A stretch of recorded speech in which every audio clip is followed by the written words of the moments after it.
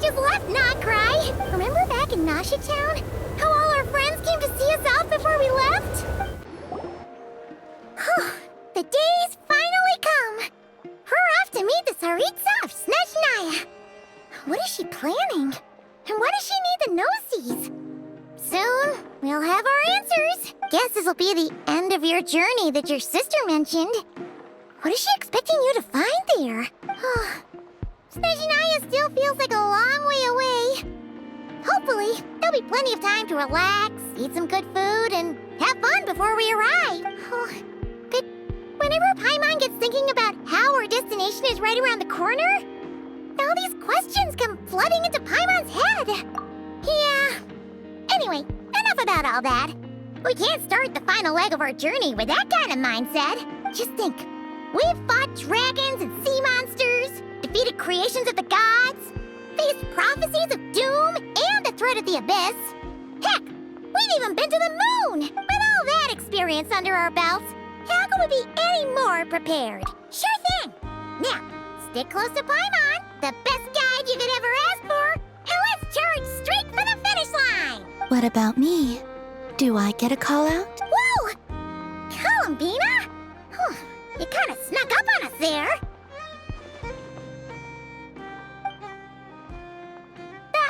Don't look at Paimon! Paimon didn't sell you out this time.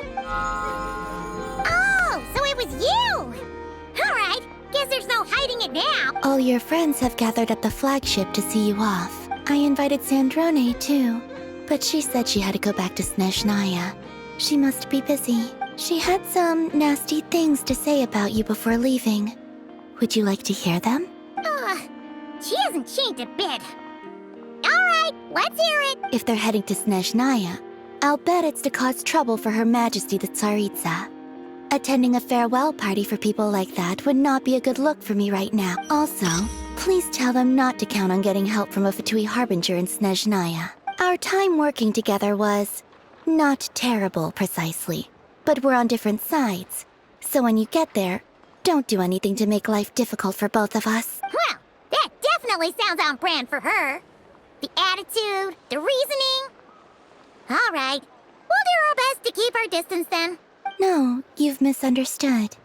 I think she means that she'd like you to go see her. As long as you don't make things difficult for both of you, you'll be fine. You really have to read between the lines with Sandrone. Go on, get to the flagship. Everyone should be there by now.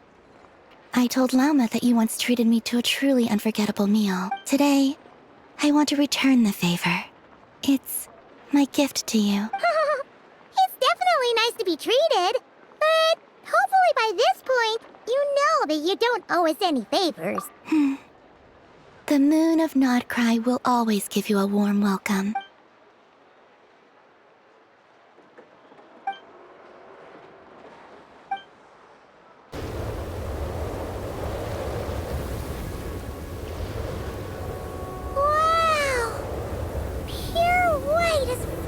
I can see! It's so pretty! Come on, give up!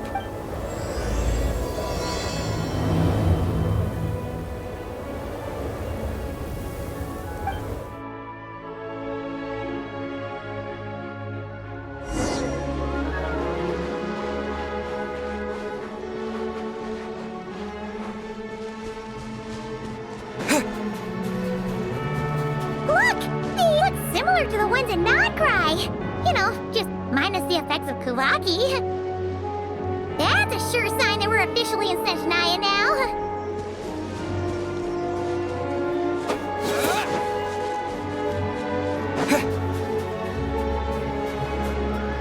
There's gotta be a treasure chest around here somewhere.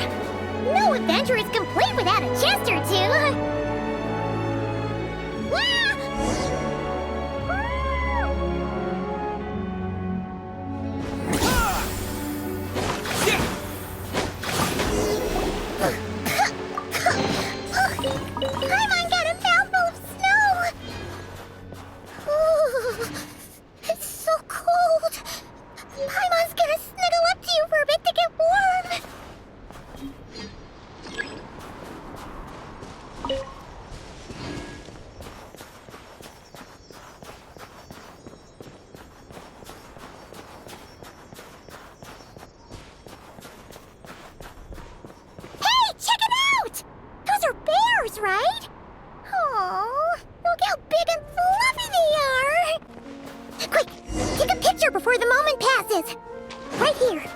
we get any closer, we might scare them away.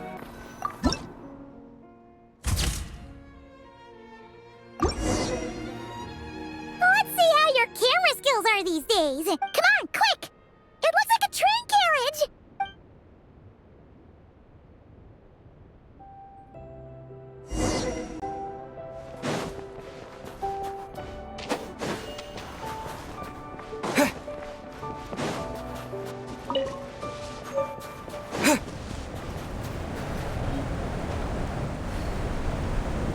Paimon's heard that Snezhnaya has loads of railways and trains. This must be one of them.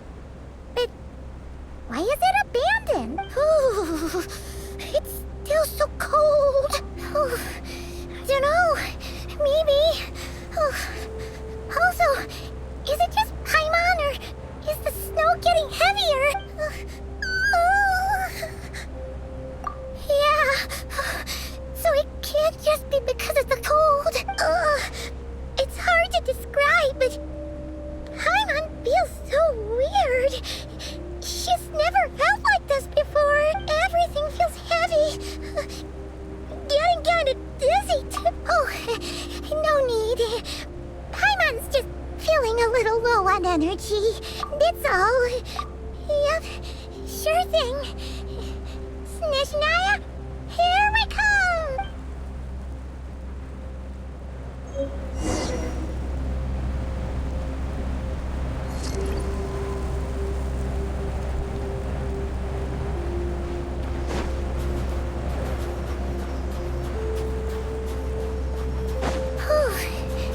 Seems like the snowstorm is getting worse by the minute.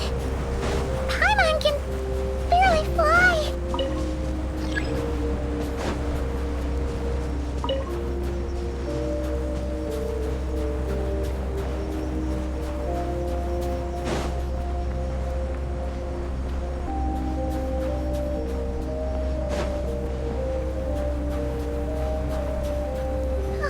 Oh, look!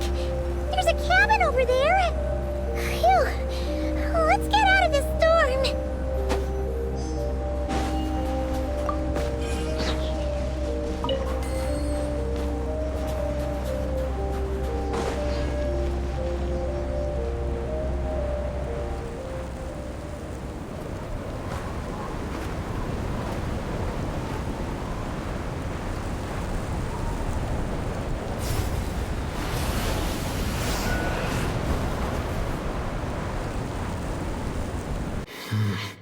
What is this place? Where's Paimon? I need to find her fast. Paimon! Paimon!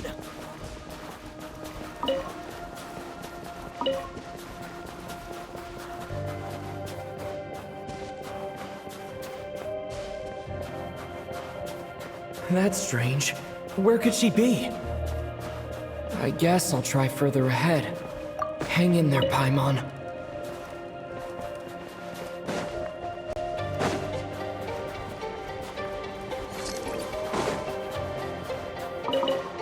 Is that a train carriage? Maybe I can get up from the inside.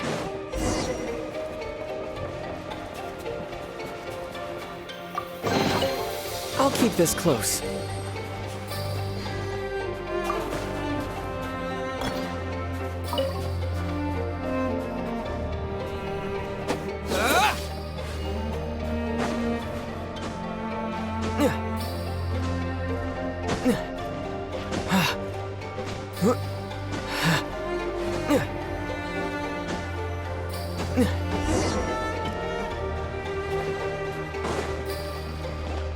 It says here, Kresnik's torch, civilian model. It's definitely getting a little warmer now it's turned on. I really hope Paimon's okay.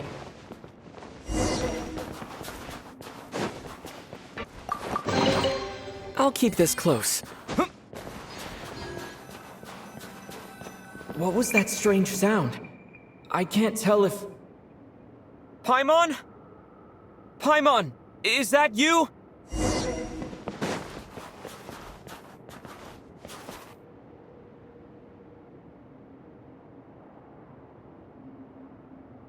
Incoming entity detected. Authorization granted. Initiating original. Hello, Descender, who's reached the eve of tomorrow. Eye of Gray at your service. Time since last activation. Time measurement unavailable due to the influence of... Anyway, it must have been a very long time. I was born to fulfill a mission. To reach tomorrow. To this end, I must...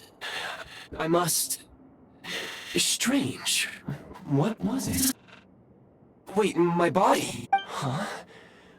Why is my body like this? Apologies. After a long period of inactivity, it appears that a lot of data has been lost. Anyway, I was created so that humanity could reach tomorrow.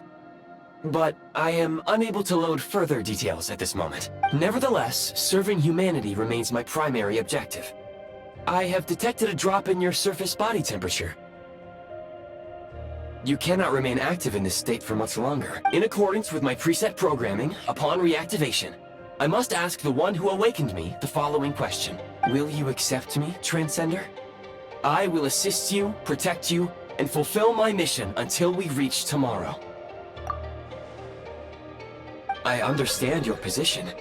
However, given your current physical condition, I must suggest that you reconsider. Before I was activated, you called out a name. Presumably that of your missing companion? If you agree to accept me, after helping you get out of here, I will search for said companion and pinpoint their location. To answer your question, yes.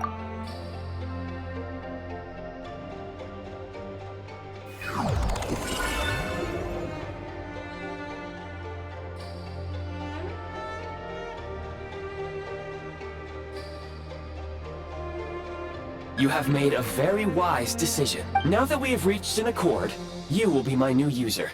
May I ask your name? Very well.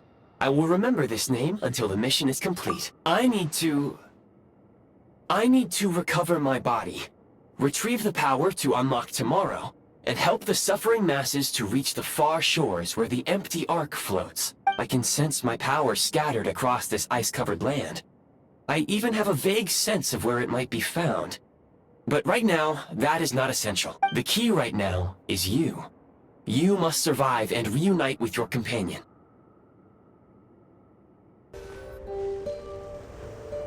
Kresnik Crystal located. Please collect at your earliest convenience. The recent construct you built provides highly efficient heating by utilizing the unique properties of Kresnik Crystal. Unfortunately, prime ice constructs have a very short lifespan and cannot be stabilized during the development period.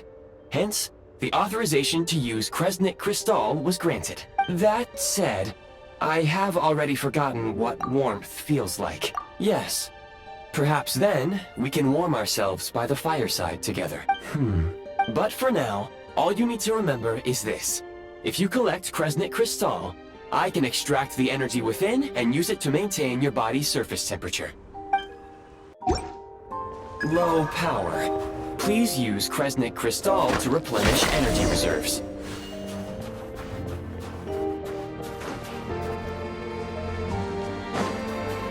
Signs of physiological activity detected in the distance. It is highly likely to be your travel companion, Paimon. Go. Go now. Be reunited and sing together. May all the people be united as one. May all of life rejoice in unison.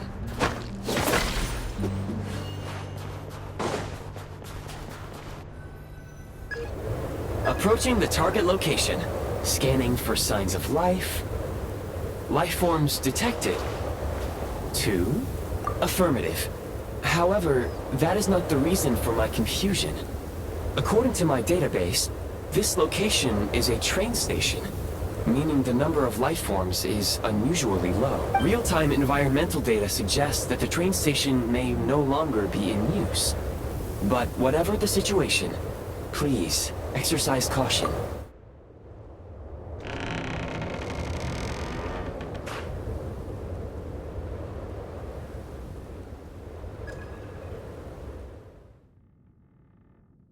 Paimon! Paimon!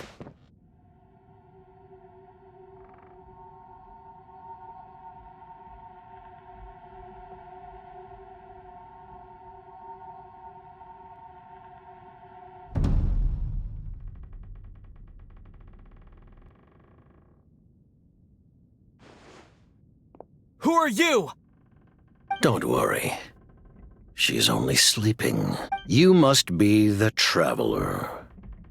She called your name repeatedly while attempting to battle her way through the blizzard.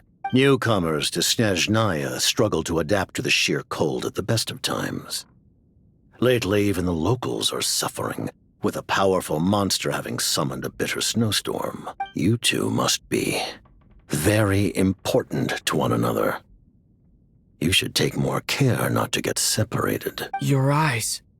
Are you Conrian? There are indeed some Conrians left in this world who survived the cataclysm. But I doubt that is news to you. It would be unwise to interrogate my identity here. Focus your attention on your travel companion instead. We will meet again very soon.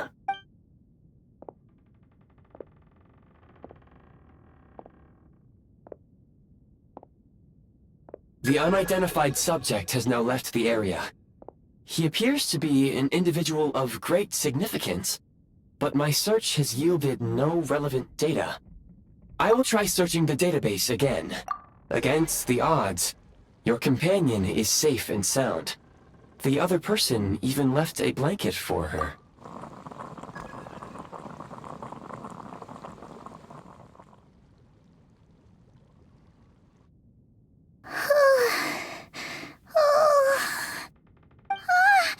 Traveler!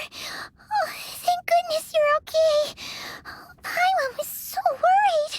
She looked everywhere for you. It's okay. Take it easy. Are you feeling alright? Pretty much the same as when we first got to Snezhnaya. Paimon must have caught a cold. She was feeling so faint. She just couldn't keep going any longer. So she had to lie down and sleep it off. Wait, where did the jester go? Yep, the director of the Fatui. The Jester Piero.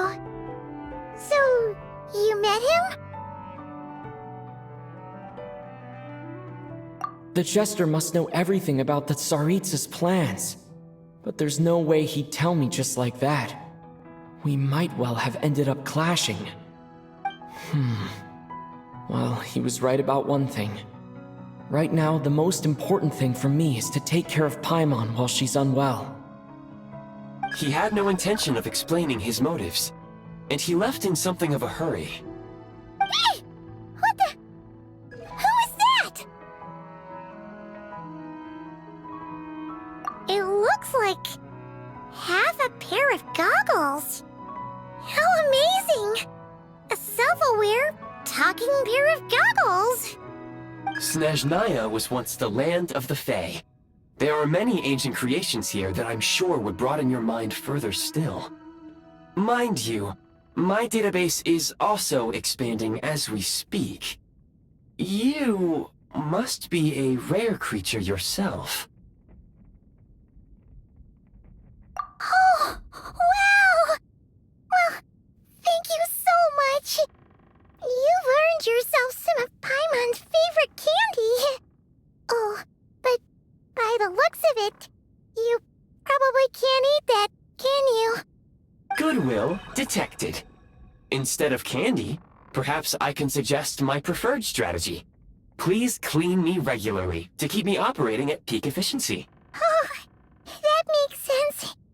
Every pair of goggles needs wiping clean once in a while. Sure thing, mister. Anyway, back to the Jester for a second. Paimon's still confused about something. When he first showed up, he already knew Paimon's name.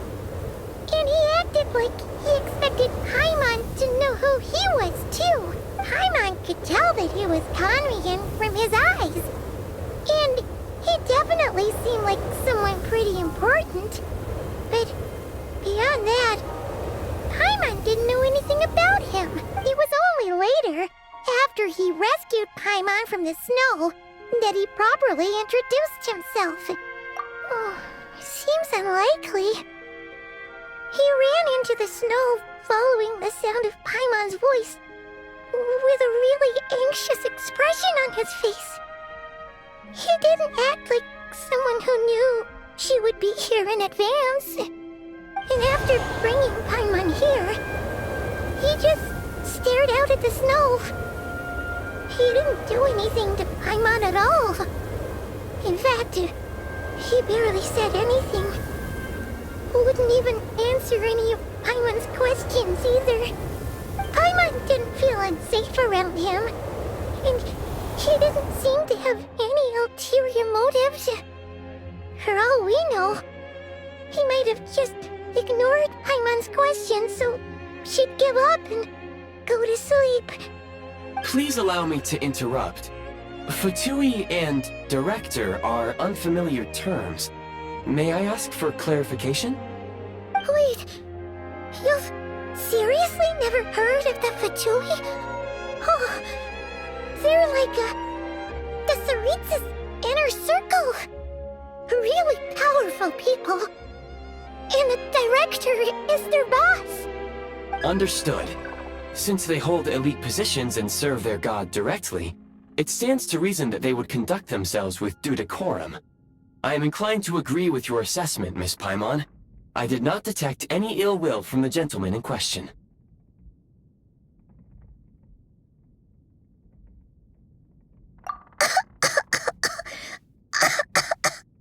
Sorry, I shouldn't have encouraged you to talk so much. Paimon, new plan.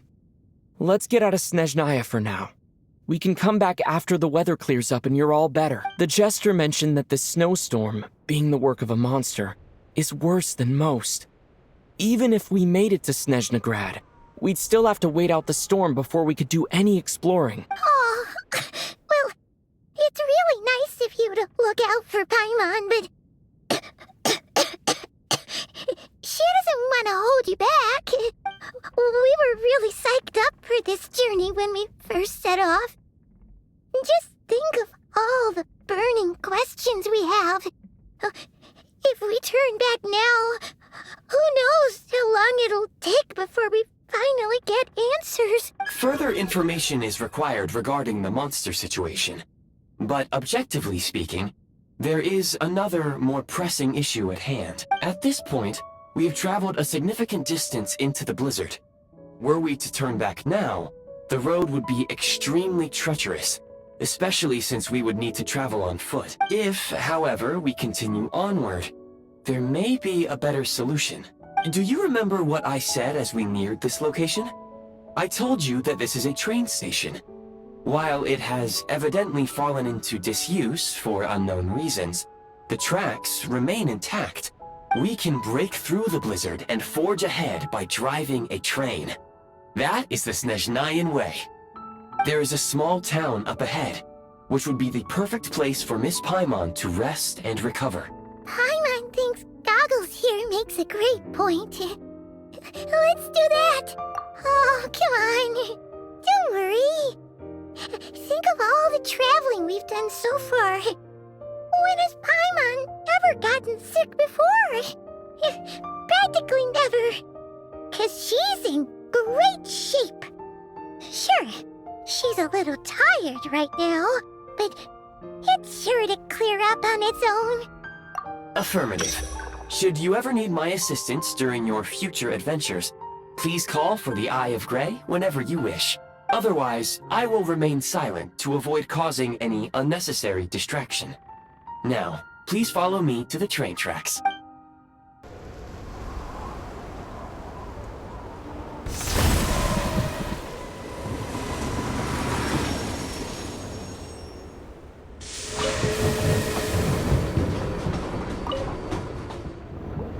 Heading north from here, we will soon arrive at... Wait, there's an error message. Could not detect clear tracks. What exactly does clear mean? Brace for impact, friends! Preparing to enter impromptu flight mode.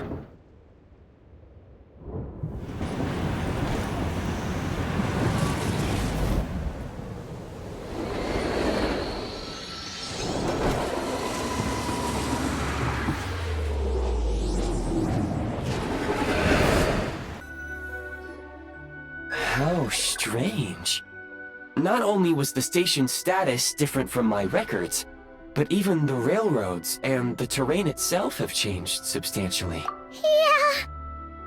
Thanks to your quick reflexes. My sincere apologies for putting you in danger. I'm afraid I'm as confused by all this as you. Agreed. This is likely a consequence of outdated railroad data. The discrepancies between the old data and present reality are far greater than I anticipated. Fortunately, our crash landing has at least brought us much closer to the town. According to the data, anyway. Your data had better be right this time. I can assure you, it certainly is. Please look this way, and you will see a Kresnik's torch. It seems our ill-fated train ride was a blessing in disguise. We have taken the shortest possible route. Rest assured that I will take user preferences into account next time I plan a route.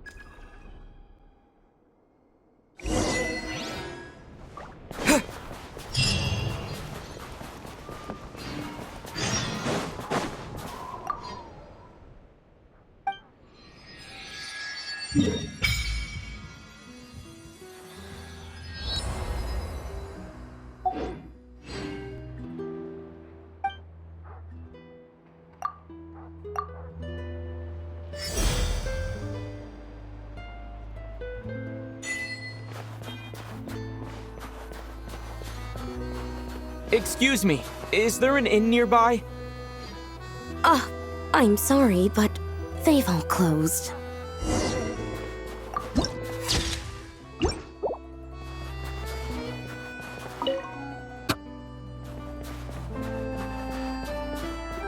Sorry to interrupt. We're looking for a place to stay.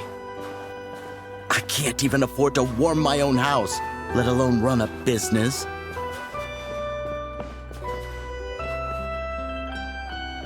Excuse us. Is there anywhere we can stay around these parts? I'm afraid not. You'll have to try your luck somewhere else. All we can do is wait for the next shipment of Kresnik Crystal to get here.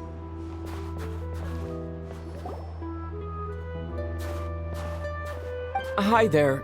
Do you know if there are any inns still taking guests in this town? Doubt it. They're probably all closed. No one has enough Kresnik Crystal to heat their own homes, let alone a business. Oh, what a bummer. I clocked you a while back. You adventurers or something? We don't get many tourists in inland Snezhnaya these days. Why is that? Because In part. But the bigger reason's Project Stuja.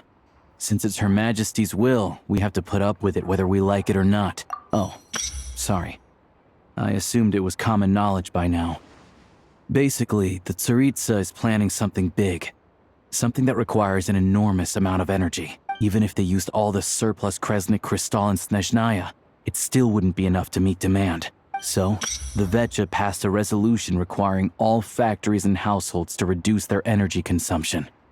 The policy has thus been charmingly named Project Stuja, meaning bitter cold. bitter cold. So, like, it's gonna be a cold winter, folks? You're all gonna have to find a way to get through it? That kind of idea? Pretty much. When you're broke, you scrimp and save. When it's cold, you huddle together for warmth.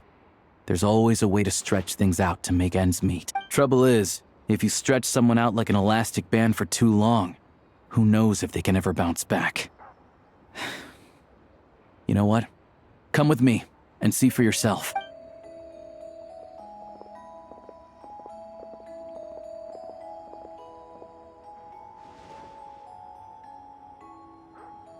Can you please explain to me why the price of Kresnik Crystal has gone up by 1/3 again? Even as our purchase quota has gone down. You only come here twice a month. This won't even last us a week. The supply and pricing of Kresnik Crystal are based on current production volumes and price data. We VII are only responsible for delivery and security. I'm not in a position to explain to you how the figures are calculated, but I assure you, they are as fair and reasonable as possible. Oh, so our lives mean nothing to you? How can you expect anyone to survive a single night in this weather without heating? Since you insist on making me repeat myself every single visit, I will remind you again. There is no monopoly on the trade of Kresnik Crystal. You are free to purchase the shortfall from elsewhere on the market. What market? Nobody else is selling. And when they do, they charge 8 times the normal rate. It's robbery is what it is. Which is why the Snezhnegrad VII passed a resolution to support border communities, without which you wouldn't even be able to buy crystal from us to begin with. So if you're here just to argue, move aside and let the next person in line come forward.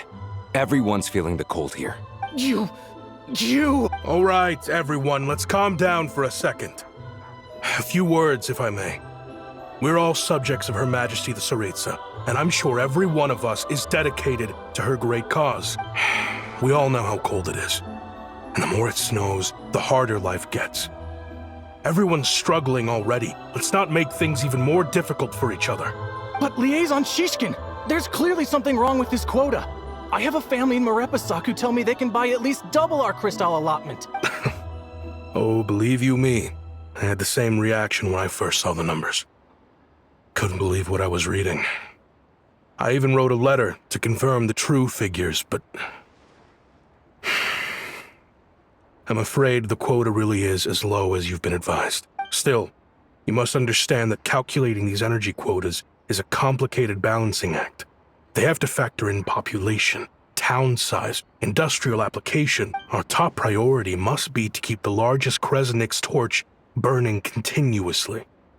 Only then can we sell the remaining crystal for household use, and in doing so, we must make sure that everyone is treated fairly.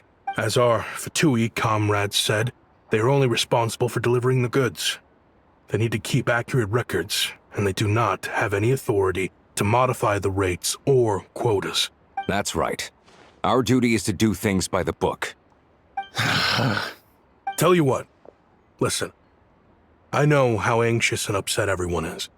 As a matter of fact, I was just discussing it with the mayor. What we can do is open the lower combustion chamber of the Kresnik's torch to the public. You can come to me directly to register, and I will allocate time slots accordingly. I can't guarantee there'll be ample energy for household use. We can at least make sure you'll be able to boil water and cook food each day. Let's hang in there and make this work together, all right? Fine. I don't see any alternative. So, this is Project Stuja in action, huh? Oh, no wonder nothing's open for business.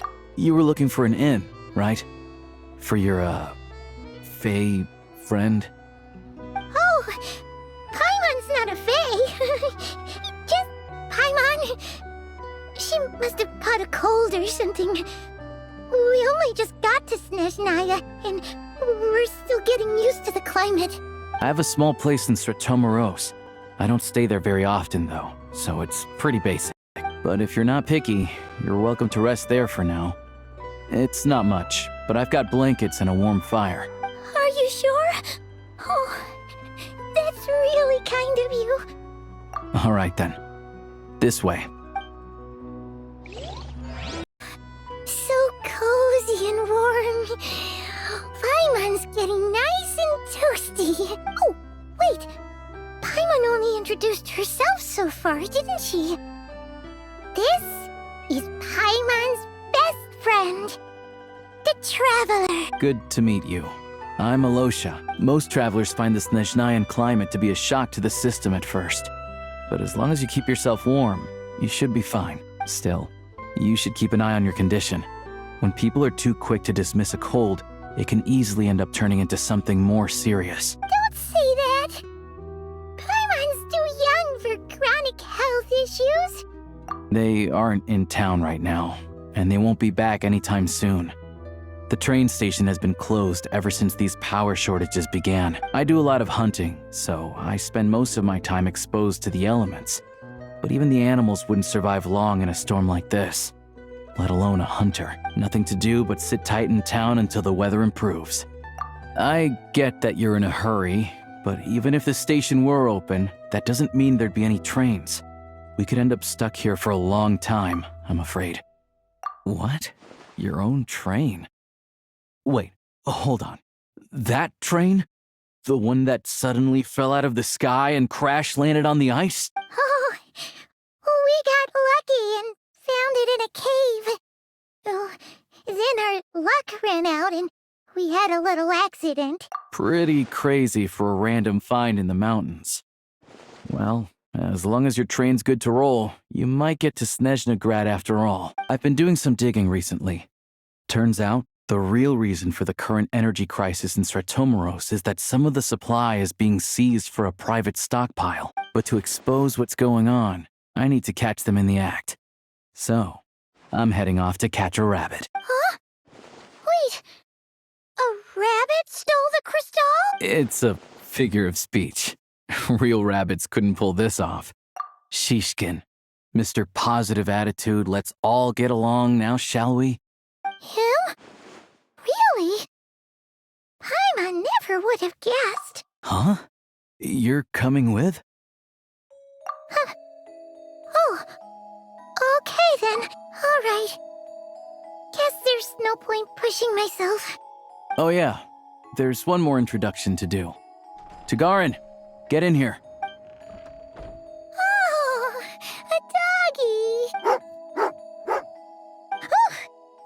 angry doggy. Oh, Tugarin doesn't like being petted then. He likes to think he's above that kind of thing. He's my hunting partner, so he'll be joining us when we head out. Carrots aside, we'll need to stay completely undetected. We can't risk spooking our rabbit, or there's no telling which burrow he'll scurry back into. First, we need to find a way into the train station and see if we can find any real freight data. Shishkin's figures can't be trusted. Then, we get Tugarin to catch a scent and find out which way the crystal went. What are you eating? Oh, check it out. When you're all out of carrots, try turkey. Good doggy. Good doggy. A fellow dog lover, huh? Yup. And rabbit lover. Carrots are great too, you know. Good to know. Eat up, Tugarin. We got a lot of work to do.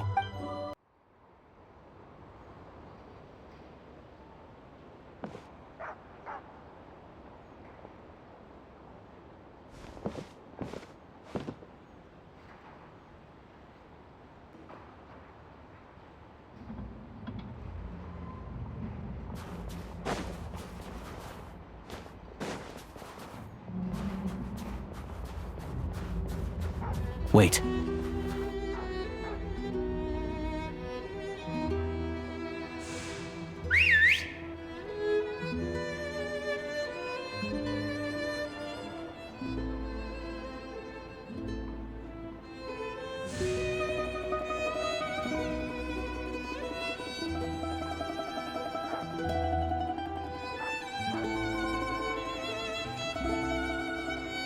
Nice work, Tugarin. Come on, we'll go around.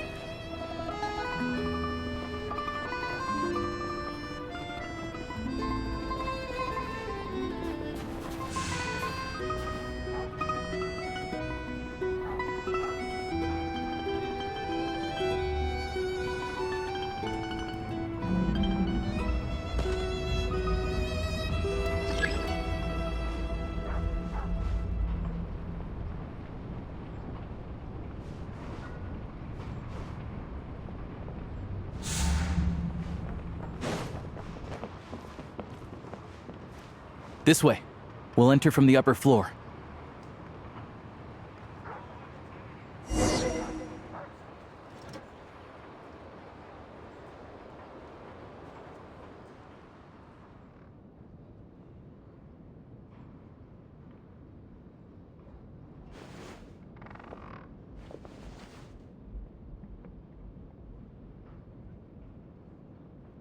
There we go. A freight list.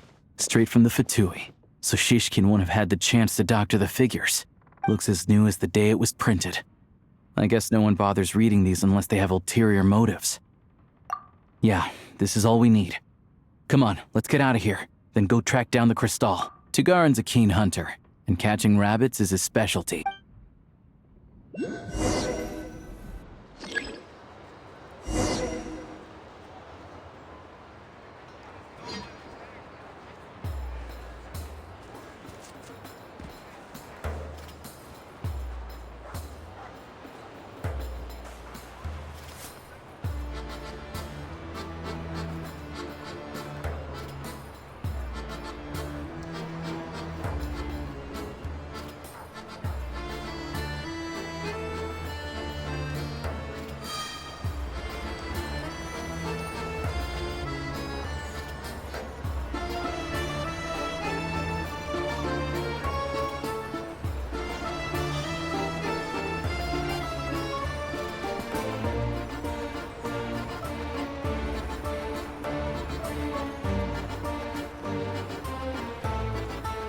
Anywhere there's a stove, there will be the scent of crystal. That's normal.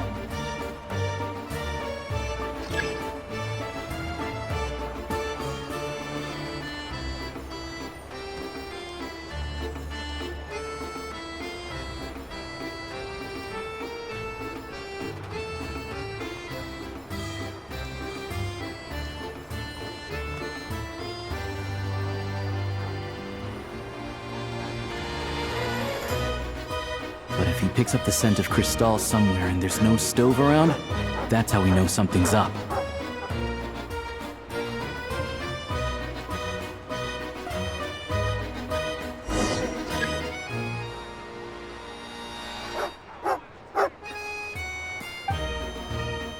This must be the rabbit's warren.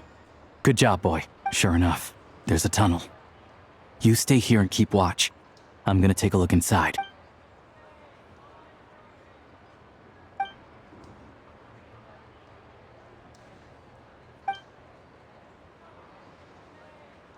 Thanks for looking out for us. Things are getting tougher by the day.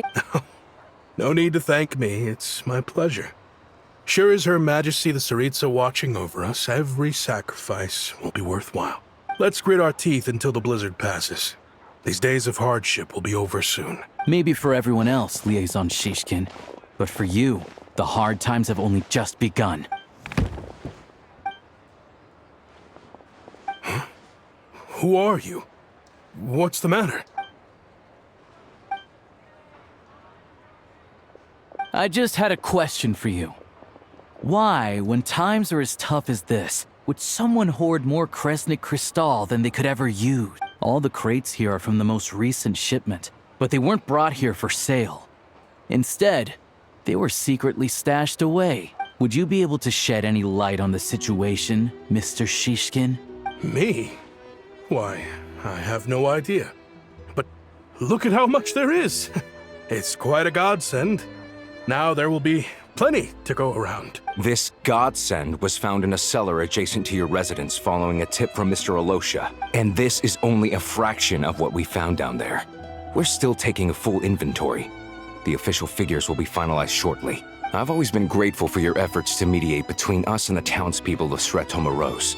But now, Mr. Shishkin, it appears you were the source of the conflict all along. How could you do this to us? We trusted you to have our backs. You've been lying to us this whole time? Hey, I owe you all an apology. I'm sorry. I'm so very sorry. This isn't who I am. Please believe me, this was a one-time mistake that I will never repeat. We all know how difficult life has been since Project Stuja came into force. Energy is an increasingly scarce resource. People everywhere are getting desperate. But some places have been hit harder than others. I grew up in Alatir, a small village with no train station. Deliveries of Kresnik crystal have ceased there entirely. If nothing is done, they're all going to freeze to death. You know as well as I do how downright impossible it is to buy crystal these days. The thought of my poor mother and father, with no one to help them. Oh, I felt so afraid. I watched as energy grew scarcer by the week, all the while knowing that their lives were at risk. Then one day, I looked at the Cristal shipment in front of me, and a terrible, selfish thought entered my mind. Looks like I'm just not cut out to be a criminal. I'm so sorry. Once the Fatui have finished their count, you'll see that the numbers match their waybill. I have the official Snezhnayan quotas here.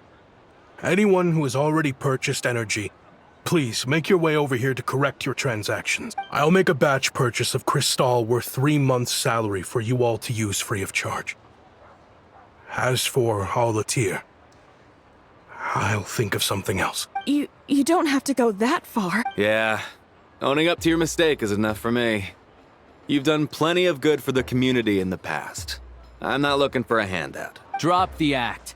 You claim this was a one-time mistake, but the real reason there's only 1 shipment's worth of stolen Cristal in your basement is that you have an accomplice.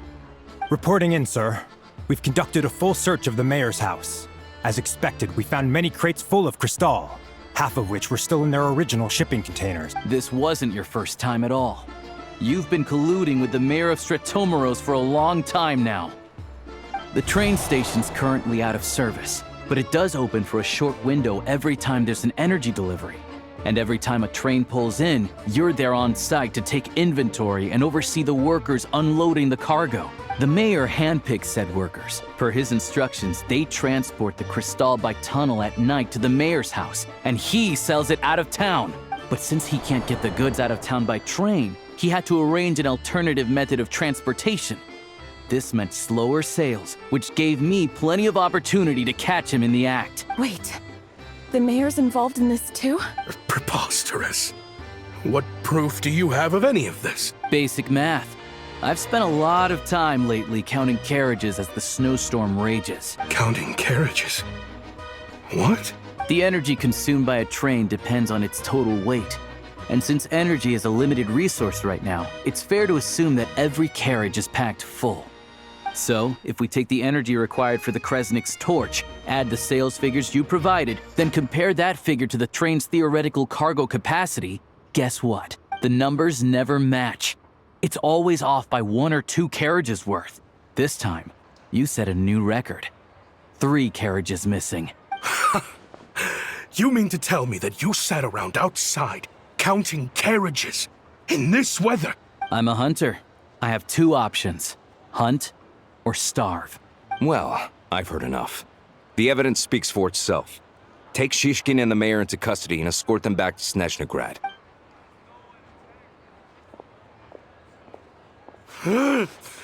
You cocky little brat, ruining my business.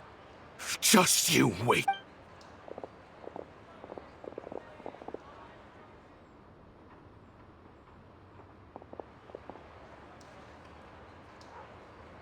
Yeah, something felt off, so I just followed my gut.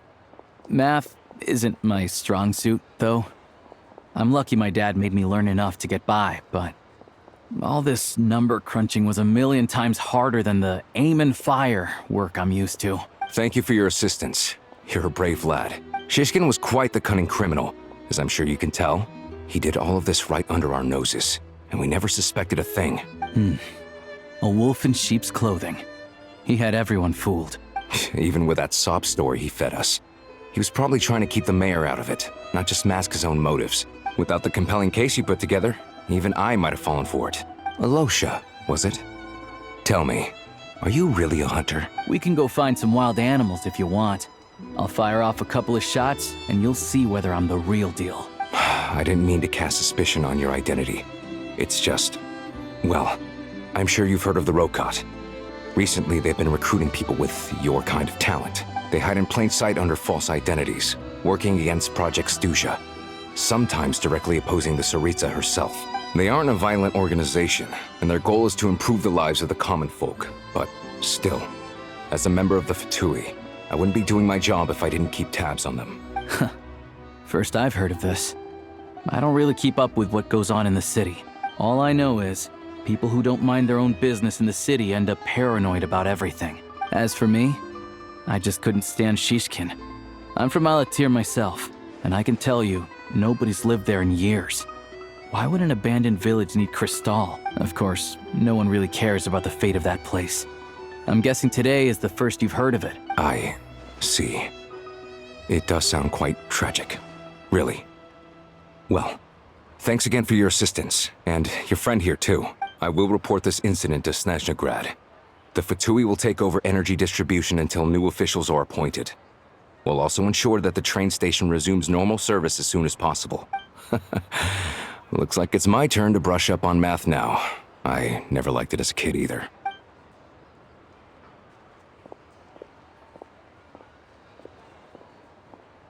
Don't mention it. Isn't the soldier overseeing the delivery supposed to verify the quantity of the goods? Was he just careless? Or was he being paid off too? Who knows? Excuse me. I'll take a share of Kresnik Crystal too. Thanks. Hang tight for a moment. This old lady, she doesn't really know who's who anymore.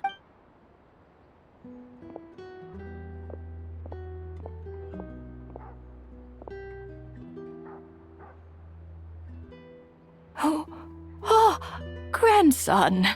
It's so cold today. You must be freezing. Ma'am, it's me, Alosha. Alosha? Alosha who? You know me. I came by earlier today. Cleaned the ashes out of your stove, gave you some warmer bedding, and washed your back. I'm sorry, I don't remember. Now, how often do I get to see my grandson? Come on, take a seat and relax while I fix you something to eat. It's okay. You just rest. I'm fine. Oh, you. It's nice to come and visit your old granny once in a while, isn't it? Sretomaros, a good town. All sorts of things to do and people to meet. And the local officials are good to us. Sit down, come on, take a seat. I still have some fruit left. Let me get it for you. Please, don't get up on my account. You need to rest. Where's the fruit? Right under the basket by the door. Or maybe it was on the bedside cabinet.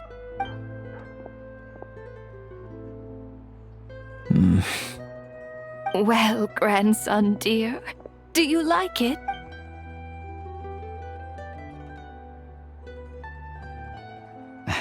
Very much, ma'am. It's delicious. Good, good. Wonderful. You don't need to save any more for me next time, all right? Fresh fruit is hard to come by at the moment. You should eat it as soon as you get it. Oh, I don't need it. I'm fine. But if you like it, come back for some more soon.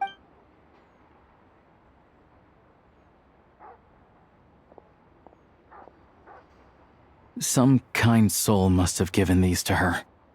But she always saves the nicer things for special occasions. I met her at the market back before her health began declining. She was a lovely old lady. We're from the same hometown. Not many people have heard of Alatir. And if they have, it's usually for all the wrong reasons. There's a gang of highwaymen that came from there. Now that it's an abandoned village, it's rare to find anyone who shares fond memories of our hometown. So after we got talking and realized we were from the same place, we decided to keep in touch by letter. I first learned of Sretomaros' energy supply problems from a passing comment in one of her letters. Then, after her health went downhill, I started visiting more often to check in on her. The town's been in decline for a while now. But because of her memory problems, she thinks of it as the bustling, prosperous Sretomaros still in its heyday. That said, I kinda appreciate her optimism. There's not much of it going around in this world of ice and snow. It's fine. Everyone grows old. In Snezhnaya, some people believe that in your final moments, you'll sense a familiar presence by your side. You turn to look at them, but their face is blurry. So you focus hard, trying to make out who it is. And when you finally see their face, the Grim Reaper reaches out and takes your life. She still calls me grandson, though. So at least I'm not a blurry face in her world just yet. Come on, let's get back and see how Paimon's doing. Paimon, we're back. Are you feeling any better? Yep. Paimon's not cold anymore, but she's still a little dizzy. Flying probably isn't a good idea right now. Paimon might lose her balance. But Paimon's sure she'll be fine. It's probably just from getting hit on the head by that pile of snow when we first arrived in Snezhnaya. Her complexion's looking much better. Let's keep an eye on her. Sure. But enough about that. How did everything go on your end? Are you all set? I'll explain. It's a bit of a long story.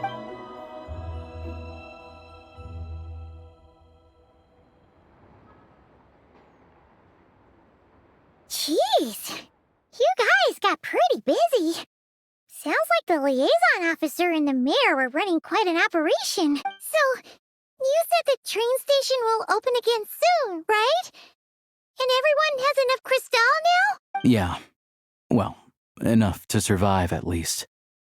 Project Stuja isn't going away anytime soon. People still have to scrimp and save to make ends meet. Don't know. The goal of Project Stuja is to gather energy for the Tsaritsa, but no one knows where that energy's going. It's never been made public. The thing is, we were told that the project would only last for 6 months, but time and time again, they keep extending it. Extending it? Does that mean the Tsaritsa's plan isn't going very smoothly? That's what everyone suspects. In principle, any proposed extension needs to pass by majority vote in the Snezhnegrad Veche. But even though opposition has been growing, any detractors end up caving into political pressure from the rooster, Pulcinella. He's the chair of the Snezhnegrad Veche and a key figure in the voting process. He has the backing of many powerful and influential people. How come the Fatui are picking on ordinary people even here in Snezhnaya? I don't see it like that. Fundamentally, the Fatui will always think and act in the Tsaritsa's interests, but that doesn't mean they don't care about the plight of the common folk. The only reason Stratomero still receives crystal shipments is because of a relief proposal put forward by the rooster himself. Then there's the Fatui soldiers providing support in every corner of the nation. Even the Northland Bank provided some mora for disaster relief, and they're as conservative and indifferent as they come. It's just that the rich and powerful in their fancy palaces live in a completely different world from us. There's always gonna be some conflict when those worlds collide. Yeah, well, even though we all believe in Her Majesty the Tsaritsa, there are still many differences of opinion on how best to tackle the big issues of the day. Regular folk don't have an easy way of getting their voices heard in Snezhnegrad, while the rich and powerful are either unwilling or afraid to speak out for all sorts of complicated reasons. The Rokad provides the disaffected with false identities and an outlet to vent their frustration. Of course, an organization like that exists in a gray area. The moment the Veche think they've crossed a line, there's sure to be a crackdown. But so far, they've been doing their best to help the common folk. Like us, don't you mean? You didn't hesitate to join in. You're not new to this, I can tell. That's because we're adventurers. It's our job to help people out with commissions and get to the bottom of things. Sounds like we're going to get along. So, what's your business in Snezhnegrad? Aside from taking your friend to see a doctor, of course. I want to meet the Tsaritsa. It's complicated. I've had run-ins with many of the Harbingers along the way, and I really need to know what the Tsaritsa is up to, her ultimate goal, what the Gnosis mean in all of this. Since I've made it this far in my journey, I have to find the truth, whatever it takes. Wait, so... no way. Are you who I think you are? Sounds like you've heard of us then. We're getting more famous by the day. I didn't realize I was in the company of giants.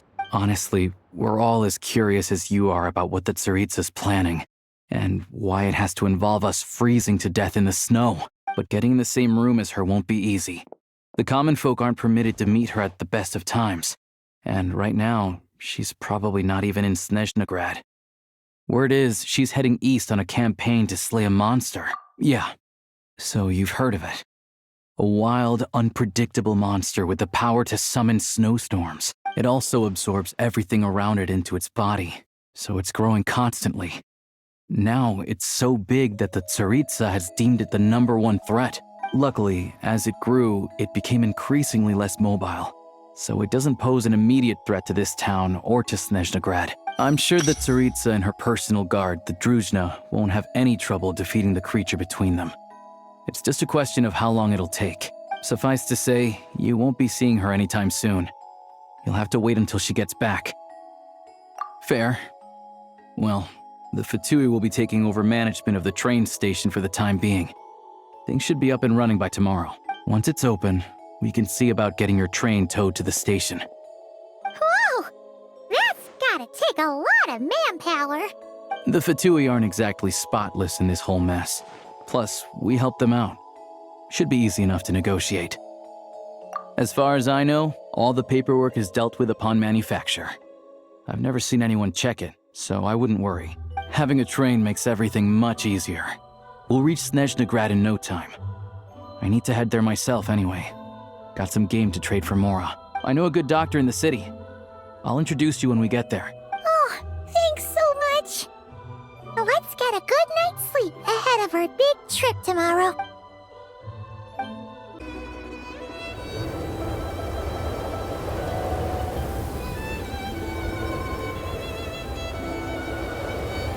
Drive carefully, all right? You don't want to end up in this situation again. Also, I don't think I've seen a train like this before. Is it a new model or something? Not a fan of small talk, are you? Anyway, take this. It's an up-to-date map of the Snezhnayan rail network. All the track switching is automated. So, as long as the train's moving, you don't need to... We'll leave you to examine the train's conditions yourselves. Fingers crossed nothing's broken.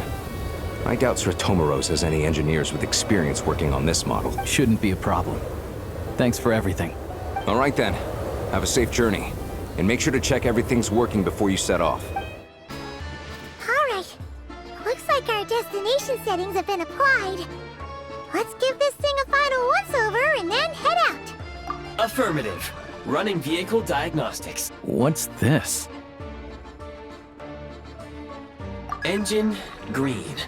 Wheels, green. Frame, minor damage, but no impact on function. Diagnostics complete. All systems nominal. Neat! Huh. Paimon still can't get over the fact that you just found this tech lying around in a random cave. I've lived in Snezhnaya my whole life, and I've never heard of an interactive, talking train autopilot. Strictly speaking, I wasn't designed purely to drive trains. Though I doubt you have any interest in navigating the practically unreadable operator's manual yourself. All configurations are complete. Should you require any further assistance, please call for the Eye of Grey. Away we go! Oh, nope. Paimon's gonna find a warmer seat.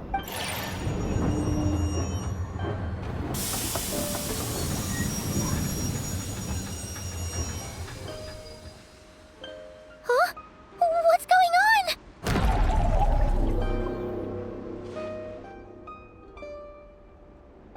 Oh no.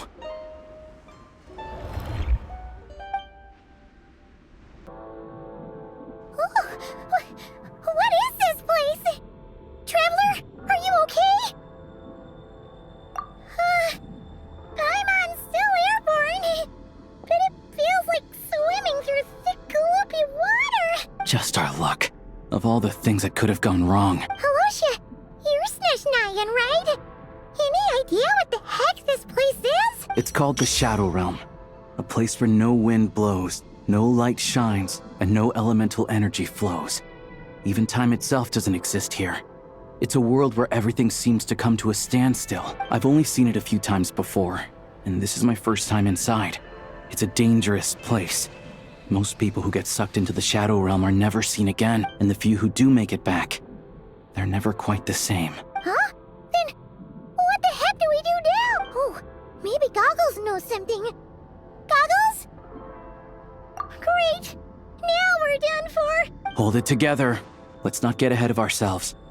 I heard a story once about the world of shadows. If it's true, there's a way to escape. We just need to find the exit. Come on, let's explore.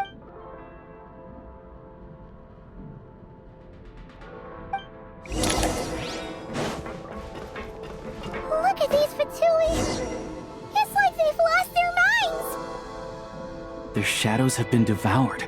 They're no longer amongst the living.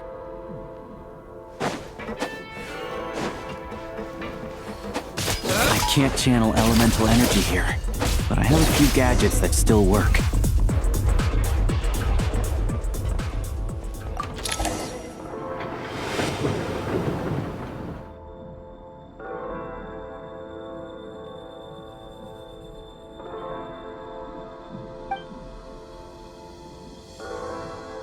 Wait!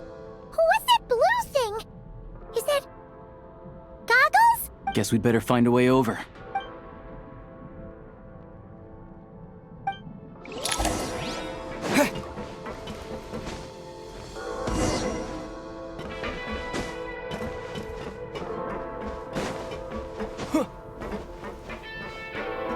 Go now! Advance!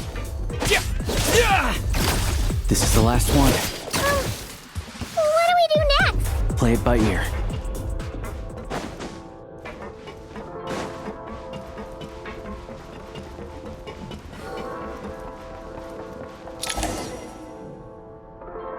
Goggles! Hello.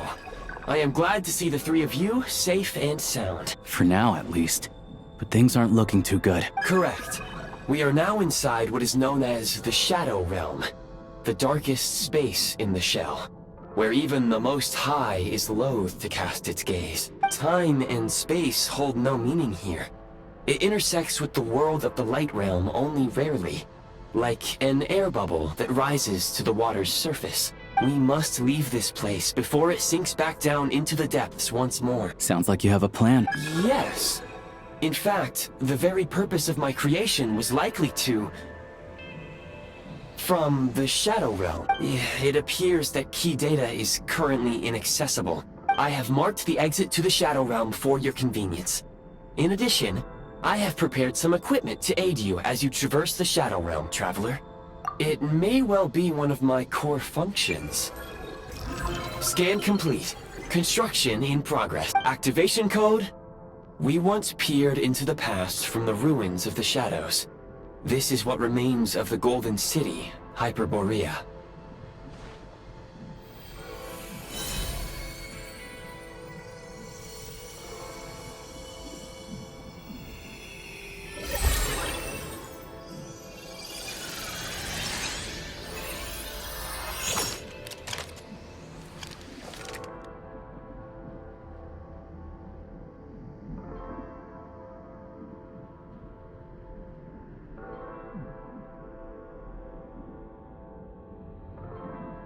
Whoa!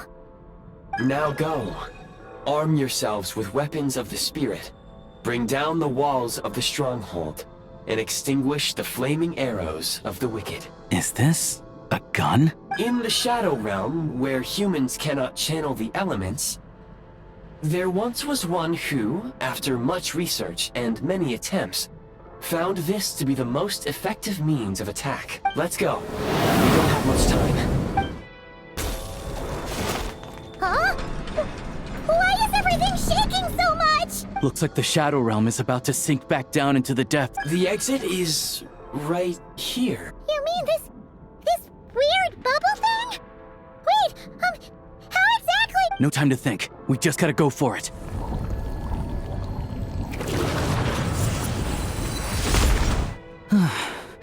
Looks like I was right.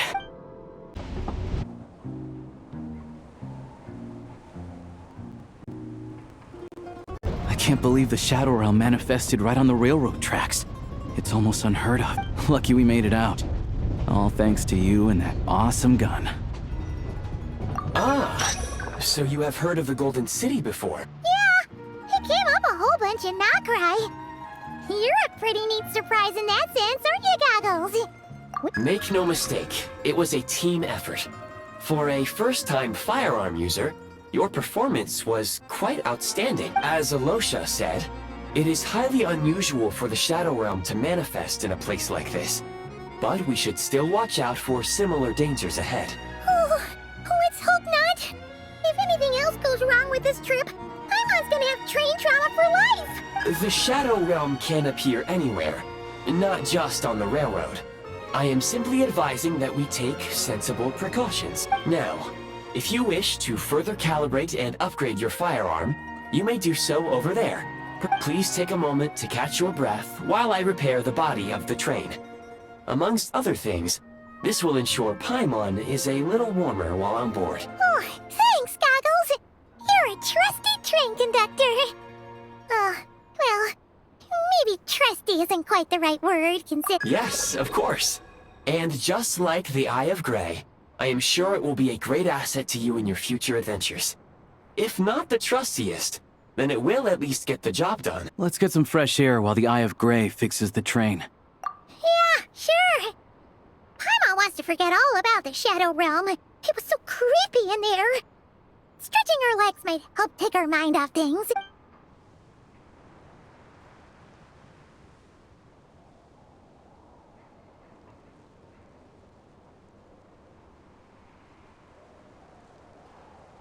It's so quiet here for a train station. Not a person in sight. Just abandoned houses.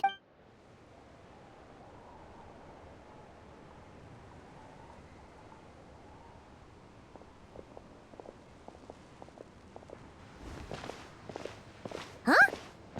So much for repair? You've swapped our train out for a whole new model! My plan was to restore the train to its original appearance per my records as quickly as possible. Now that the repairs are complete, the train offers optimized performance and a significantly improved trendiness level. Huh. Didn't know trendiness was a parameter. According to my calculations, parameterization is the most effective way for the Eye of Grey to understand trendiness. Hyperborea, huh? I'm sure I've heard of that in a story somewhere. What an incredible little gadget you are.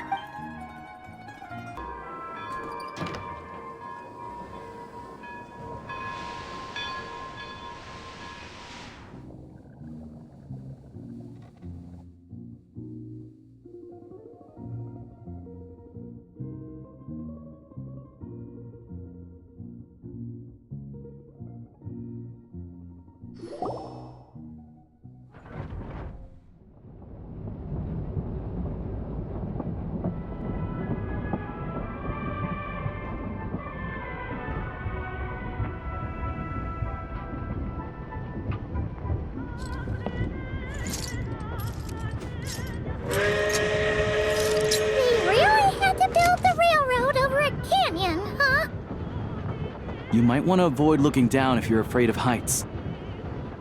No, it's not that. Paimon's just praying that we don't have yet another accident.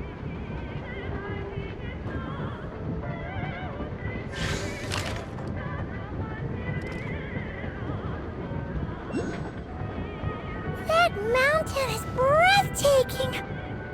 Reminds Paimon of Dragonspine. They say this mountain's the domain of a Snegovic lord. A lot of the Snegovic retreated there to live in seclusion, so it's a pretty mysterious place. You hear all kinds of stories. Even the residents of the nearby town of Svietlo-Lidovka steer clear of the summit, and they make a living off of harvesting prime ice.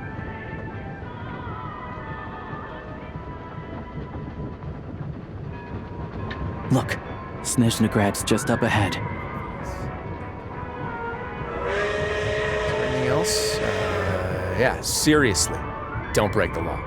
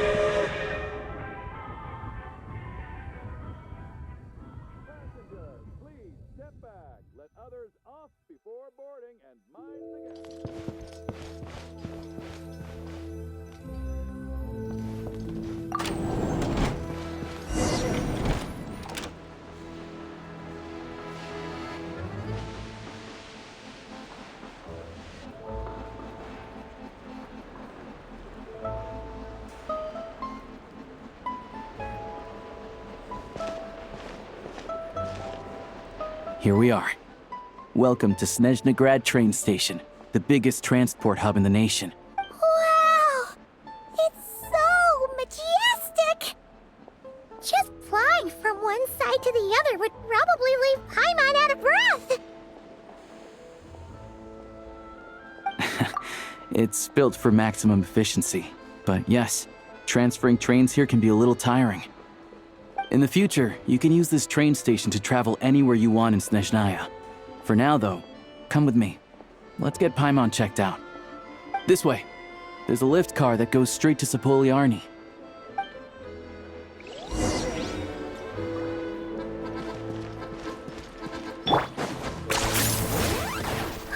Look! They have really funny-looking heads! And those ones are about the same height as Paimon! But it looks like they can't fly! Those would be Volkudlak and Domovoy. You'll also see the winged Vila and the snowborn Snegovic amongst others. No wonder! We'd heard that Snezhnaya used to be the realm of the Fae. Paimon can really see it now.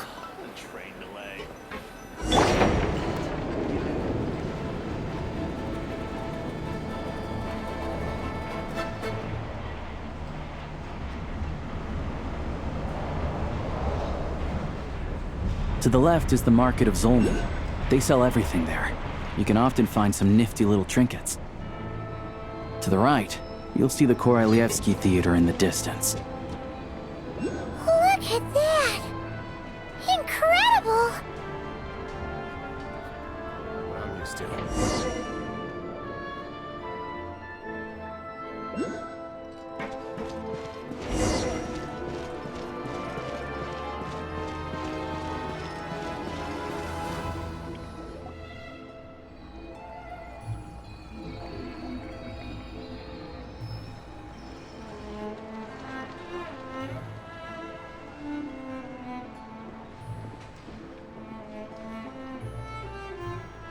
Wow!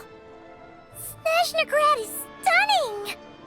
Seeing it with our own eyes makes all the trouble we went through to get here worth it! I found it pretty stunning when I first came here too. But I soon found out that stunningly beautiful means stunningly expensive. The prices here are crazy. I'm just a small-time hunter, so Zolny is where I spend most of my time. This way will take us to Podvorier restaurant. They offer food and lodging there, so you can get settled in while I fetch the doctor. Is that gonna be stunningly expensive too? Yeah, I mean, there are places to stay in Zolny, but I highly doubt they'd meet your standards. Most of the stoves are out of crystal, the windows are drafty, and at night, four-legged roommates come out to play, sharpening their claws on the roof beams and floorboards. Yep, no way! Not a chance Paimon's staying anywhere like that! Maybe we can split the cost of the room between us? Paimon still has some savings left. Fine then, it's your treat. Paimon will save her money for buying a nice little cake. Don't worry, you'll get some too. I'm glad to see you've perked up. If you find yourselves in the mood for some sightseeing later, there's a few places around here worth seeing. This way leads to Zapoliarny Palace, which serves as the Tsaritsa's audience chamber and also her personal quarters. The adjacent block is kind of a city in its own right. That's Glupov, the headquarters of the Fatui. Inside, there's a munitions factory known as the Armory Palace, producing a constant supply of all kinds of equipment for the Fatui. A lot of important research happens there too.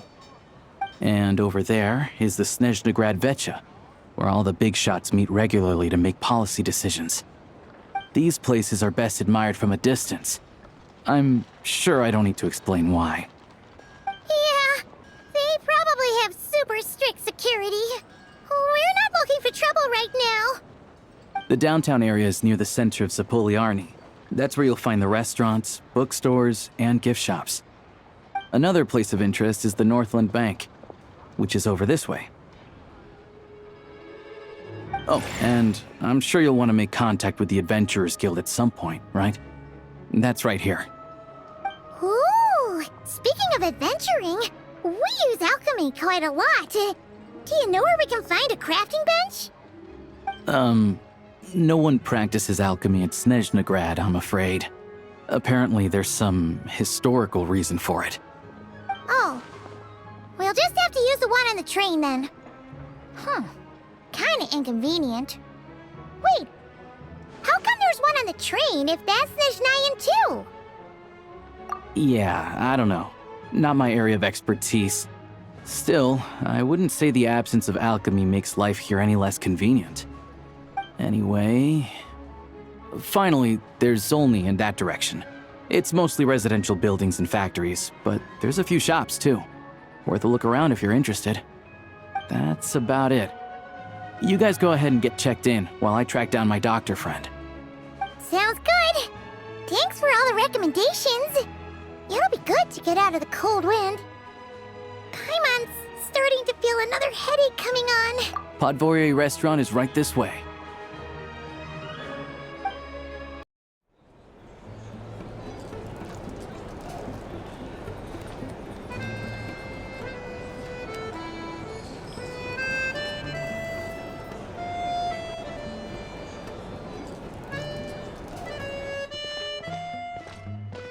Looks like you get what you pay for, huh?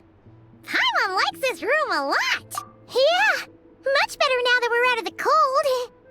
Oh, thanks for taking such good care of Paimon.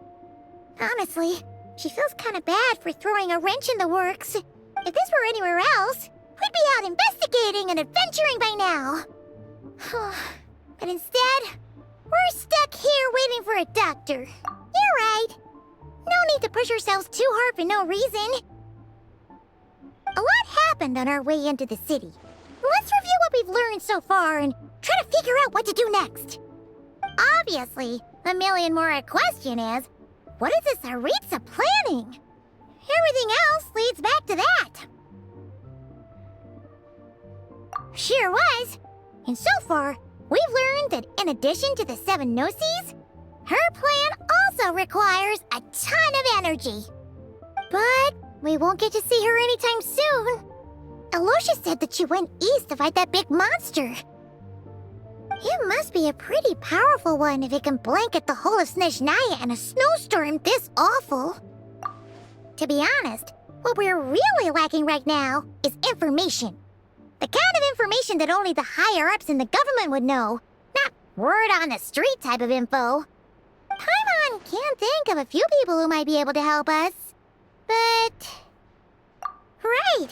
And when we left Nagrai, Sandrone specifically left a message reminding us which side we're on. So... it's unlikely they'd tell us anything confidential about the Tsaritsa's grand plan. Yeah, fair point. Besides, that Glupov place is right nearby.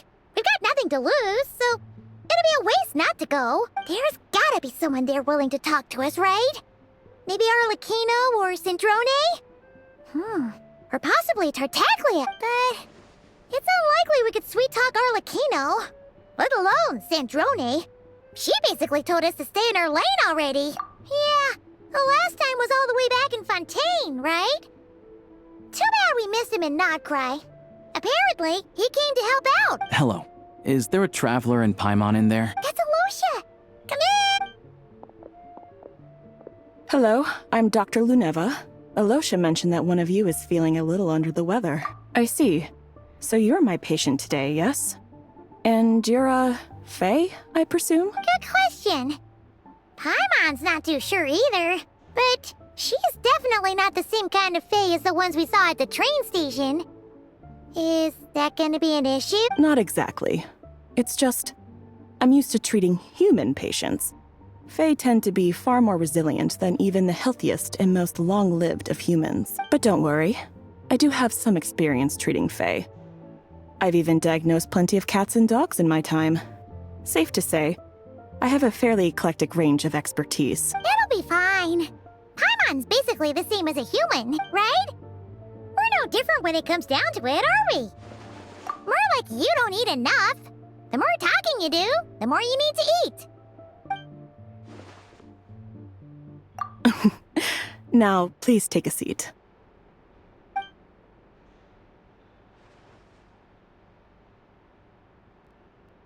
Okay, vital signs are good. Test results are all within normal ranges. I don't think it's anything serious. More than likely, you've just caught a cold. I can give you some medicine to tide you over, but as long as you rest properly for the next couple of days, you should feel better. Make sure to keep an eye on your temperature, though. If you find yourself with a persistent low-grade fever, or if your symptoms don't improve, just contact me again. Sounds like there's no cause for alarm. Thank you, Doctor. You're very welcome. Just doing my job. I'll leave you in peace now. Time to visit my next patients. Take care. You heard the doctor. Best you rest up here for a couple days. No sightseeing for the time being. All right, then. Guess we've got no choice. Let's just treat it as a short vacation. I have to get back to it. If you need anything else from the doctor or me, go to the Hunter Trade Station in Zolny. The boss there knows how to reach me. Hey, no big deal. You saved my life in the Shadow Realm. This is the least I could do.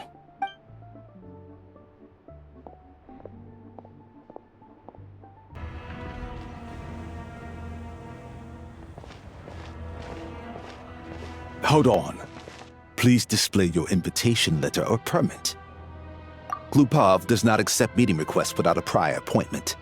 You'll have to apply per the advertised booking process and wait until your invitation letter is issued. Might I ask who you're hoping to visit? Another one who thinks the rules don't apply to them. I don't understand why people think they can just talk their way in here. You don't just show up and land a meeting with a Harbinger. But I have to go through the motions for protocol's sake. Honestly, it's such a waste of time asking when I already know what the answer's gonna be. Wait a moment. I'll pass on your message. If Child is unavailable, you'll have to go through the proper procedure. Lord Child is a busy man. He's probably not in Glupov at the present. If I were you, I'd cut your losses. No point in waiting any longer, even if you two are old friends as you claim. Please understand that the Fatui Harbingers are often busy with their official duties. They tend not to stay in Glupov for extended period. Next time, stick to the rules. You'll make life easier for both of us, Greetings, Lady Marionette. I'll take care of our guest here. It's his first time in Snezhnaya, so it's no surprise that he doesn't know the rules yet. I trust no choice words have been exchanged. No misunderstandings I should be aware of. No, Lady Marionette. No incidents to report. Whew, that was a close call. Good thing I played it cool. Is that right? Good to know. Wait, where's Paimon? Under the weather? That's hard to imagine. I take it she's still adapting to the climate. Happens to a lot of people. It's even colder here than in Nodcry. Has she seen a doctor? I can get you one if you need. All right then. Well, let me know if you run into any other problems. Why else? I was just about to sit down for some much-needed tea time when I heard that an old friend of Tartaglia's had shown up outside. No appointment, nothing. And, as obnoxious as it may be to show up uninvited at Glupov, I couldn't help but take pity on the poor soul who was waiting outside in vain. So I had no choice but to abandon my freshly brewed piping hot tea and come to see this mystery guest for myself. Well, I felt our time working together in Nodcry warranted some courtesy. Unfortunately, I can't invite you inside either. The rules of Glupov wouldn't allow it, and as a Harbinger, I have to lead by example. On the plus side, Snezhnograd actually has some class, unlike Nasha Town. Torchlight Books has a very nice selection of teas and cakes, so we can catch up there. Your treat, of course. Because I already wasted one perfectly good cup of tea today. That's what. I've ordered for the both of us. No objections, I assume. I'm sure you trust my taste. Okay, let's get down to business. I'm guessing you don't actually have any urgent business with Tartaglia, per se. You just want information, right? Wanna take a guess?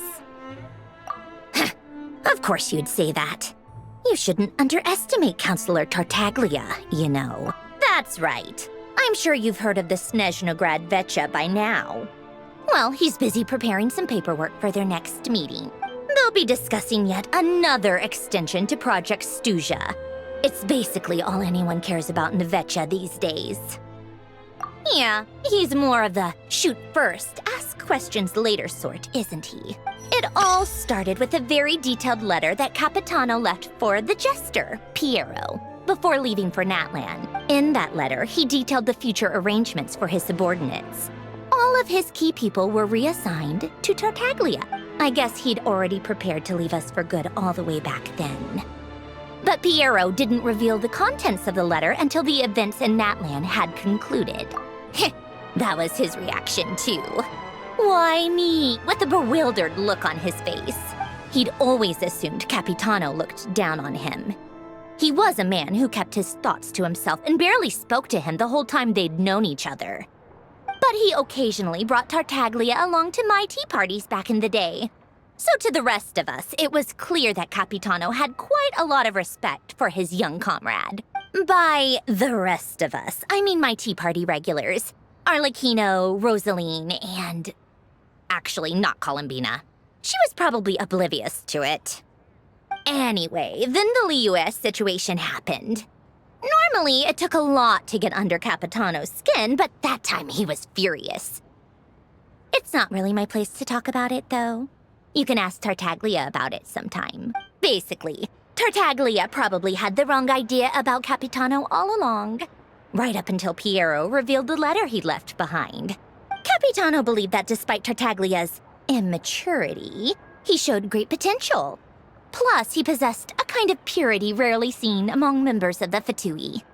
Yeah, it's one of the few things that I'd agree those two have in common. But there's one other reason why Capitano chose Tartaglia to assume command of his troops. He knew that after he was gone, several of the others would swoop in on his army like vultures, with the ones who stood to benefit the most being the rooster Pulcinella and Regrator Pantalone. Once they divided Capitano's troops between them, they'd be more powerful than ever. No one would be able to stop them. So, you can see why Capitano chose to hand that letter to Piero, right? Exactly. Piero also needed to back a harbinger as soon as possible. And all things considered, Tartaglia was the best choice. Even though Tartaglia has had the support of Northland Bank for a long time, he and Pantalone are ultimately not cut from the same cloth. I'd say Capitano made a good judgment call. Anyone else caught in this situation would probably feel like they'd been hung out to dry. His best course of action will be to distance himself from any shady business, while still maintaining friendly relations with Pantalone, but seeking Pulcinella's support at the same time. What's the point in having a tea party if you don't spill a little tea? Besides, none of this is confidential anyway. Ask any journalist out there. They'll give you all the lurid details. You'll see it firsthand if you ever sit in on a session of the Snezhnograd Vetcha. All the factional strife, whether open or unspoken, it plays out for all to see in that one little room. Having a voice in a Vetcha is the only way to steer policies in your favor. So, every person in that room represents a particular interest group. Pantalone, for instance, represents the financial sector, and Tartaglia represents the Fatui soldiers.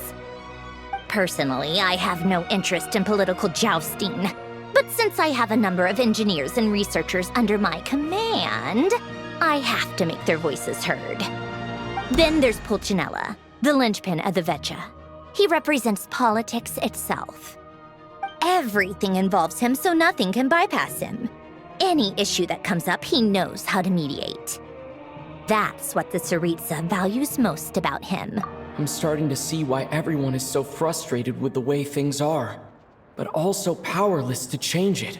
A complex web of interests connects all parties involved, and the Tsaritsa sitting at the top adds another layer of complexity. It must be nearly impossible to come up with a perfect solution. All right, I'm done carrying this conversation. Time for you to answer a question of mine. You must have known that you can get the info you needed from me. So why was Tartaglia the first person you asked to see and not me? I just don't understand, that's all. Wait. Oh, I think I know what it is.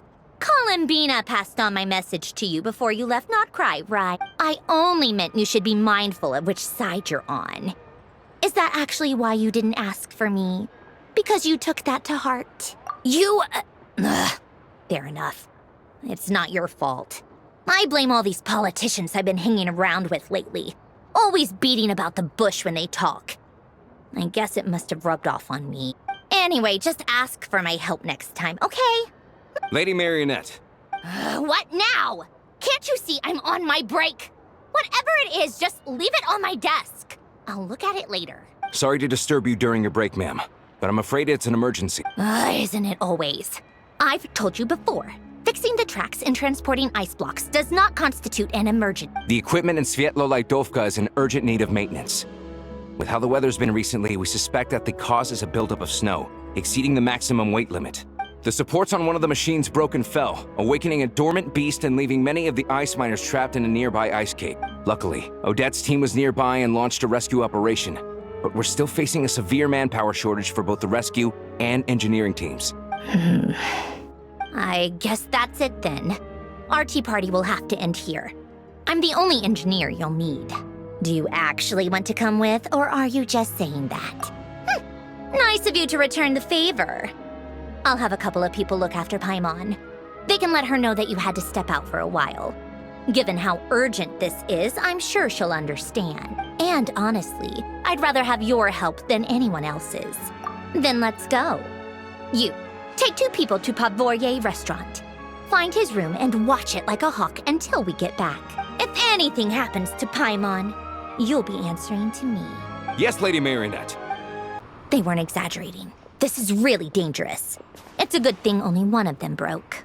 From what I've been told, most of the trapped miners are over in that direction. Yeah, you do that while I check the rest of the equipment. I'll evacuate the people around here as I go. Meet me back here as soon as you're done. I have to be getting close. Don't go any further.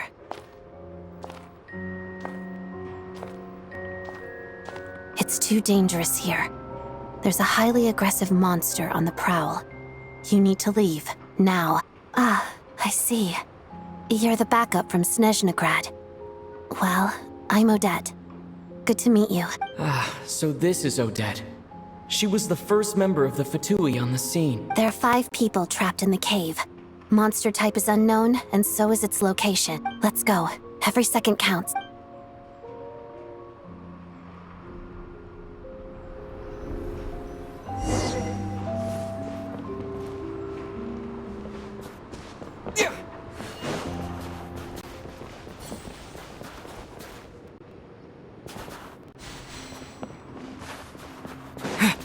Careful. Something's moving.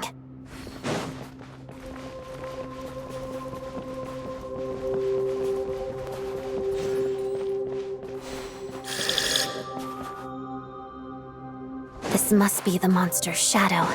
Looks like a tough opponent.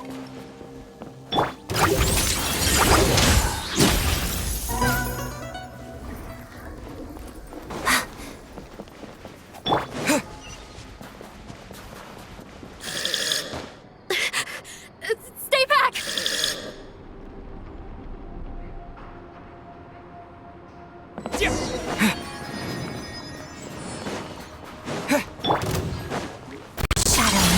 Pirouette.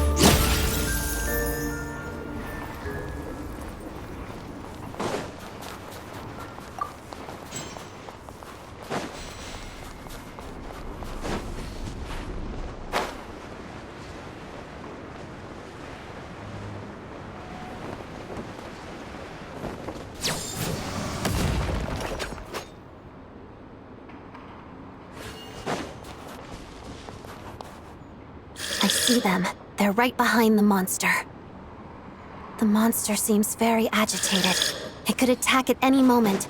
Let's make the first move. Lightning flash! Together.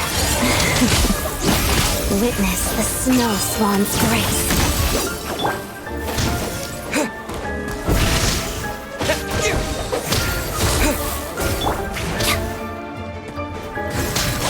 Let's begin. Pirouette.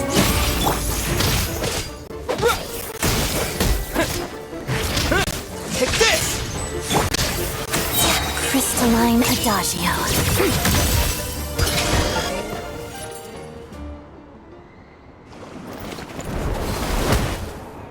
Thank you for saving us. We'd have been monster fodder otherwise. Thank you. You're welcome. You should be safe now. Follow this route out. He and I will stay behind to watch the rear. Thank you. Come on, let's go. This way.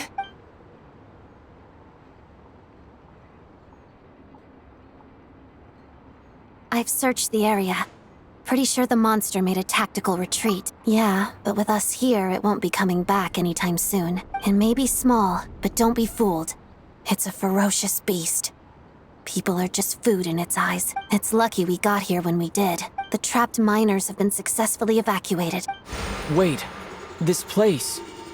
There's something unusual about it.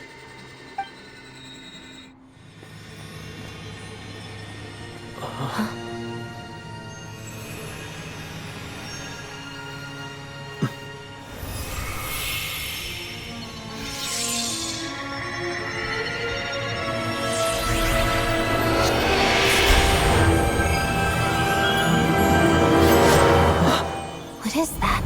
I don't know. It's back? Guess it has family.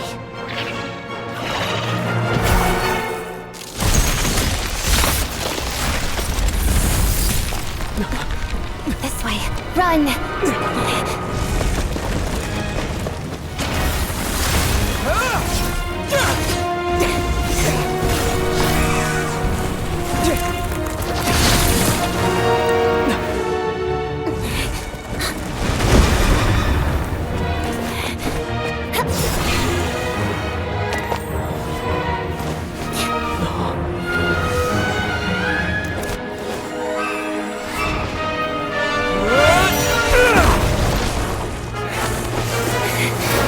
Thanks.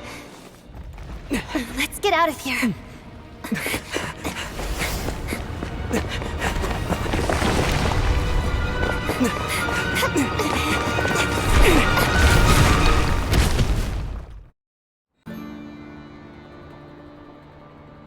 Everyone's accounted for.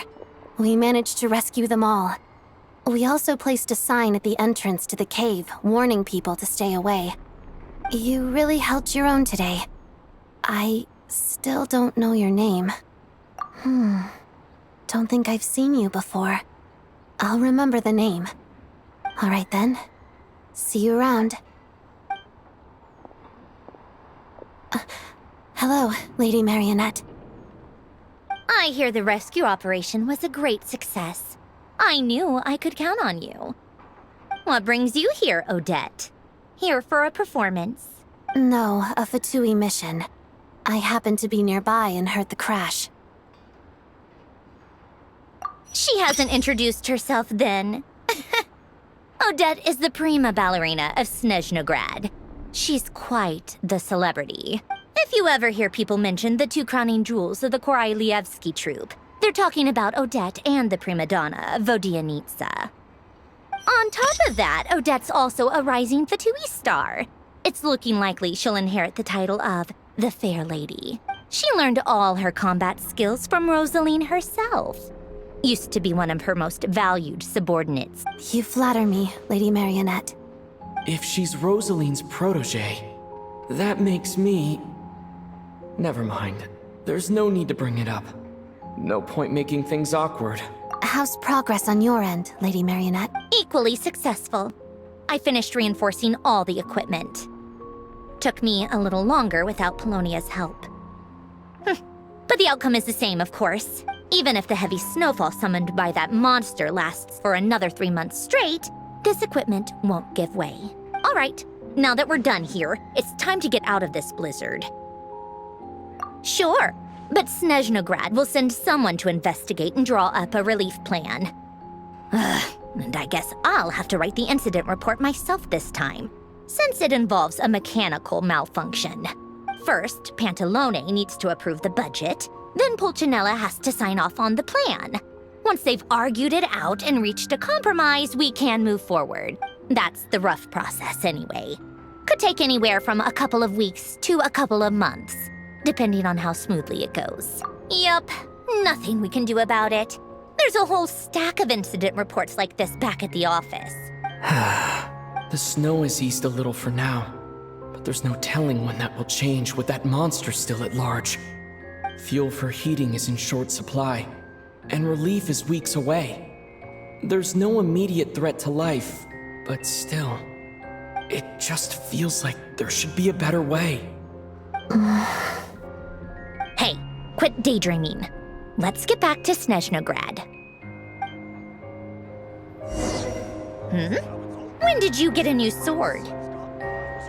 I found it in a cave. It handles pretty nicely.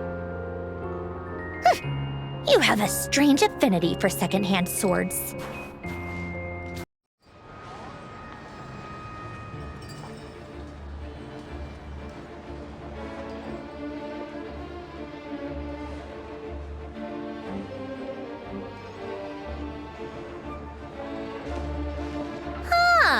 Well, if it isn't Counselor Tartaglia, Mr. Big Shot himself. Go easy on me, all right? I'm still recovering from the interrogation the real Big Shots put me through. Hey, comrade, it's been too long. I heard you came looking for me earlier. Nicest surprise I've had in a while. Good to see you too, Odette. I'm guessing you guys just got back from Sviatlo-Laidovka. How'd it go? Crisis averted? It went fine. How about you? Any new developments? Not really. Same as ever. Growing opposition to Project Stuja, and the usual rebuttals are starting to ring hollow. The results of the mock vote were pretty dire. Pulcinella was fuming. I've never seen the old man so angry. That's not good news. It takes a lot to rattle him. Yeah, obviously if push comes to shove, there are ways to crack down on dissent. But... Sorry, I have to ask something. This is going to sound blunt, but may I? Huh? Of course, fire away. It sounds to me like everyone's tearing their hair out trying to figure out how to deal with opposition to Project Stuja. But what exactly is this project's purpose? And how can it be so important that even people like you two refuse to stand up for the ordinary people of Snezhnaya? Interesting. I gotta hand it to you, comrade. You sure don't mince your words. Excuse him? What does he mean, refuse to stand up for ordinary people? Oh my gosh. How does he dare speak to the Harbingers like that? Are you interrogating us now? It's okay, Sandrone. Let me explain. I think I understand where he's coming from. If I could, I'd take your side right now. In fact, my position's very similar to yours. I've only held back on casting a dissenting vote in the Vecha because the Tsaritsa would never let me get away with it. Still, I have a responsibility to the Fatui armed forces, so I do what I can to make their voices heard. Most of them are just regular folks from small towns far from the capital. I'm sure you've seen how much those kinds of places are struggling right now. Oh, and for what it's worth, I'm from Arepasak myself. Things aren't going so swell there either. The Tsaritsa wants to create a better, safer future for the people of Snezhnaya, but she's thinking long-term. I don't doubt that from where you're standing, Project Stuja seems to be creating all sorts of issues for everyone. But considering the Tsaritsa's vision for the future, these are sacrifices worth making. Sounds cold, I know. But I promise it's not as black and white as it seems. Maybe Sandrone and I can't oppose Project Stuja outright, but we're constantly raising our concerns in Vecha meetings. And even though we can't put an end to it, there are plenty of other ways to make a difference.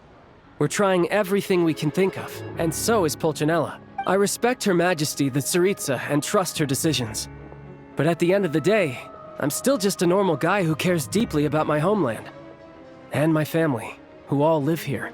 There's no way I would ever abandon them. As contentious as things can get within the Vecha, there's no selfishness or malice behind it.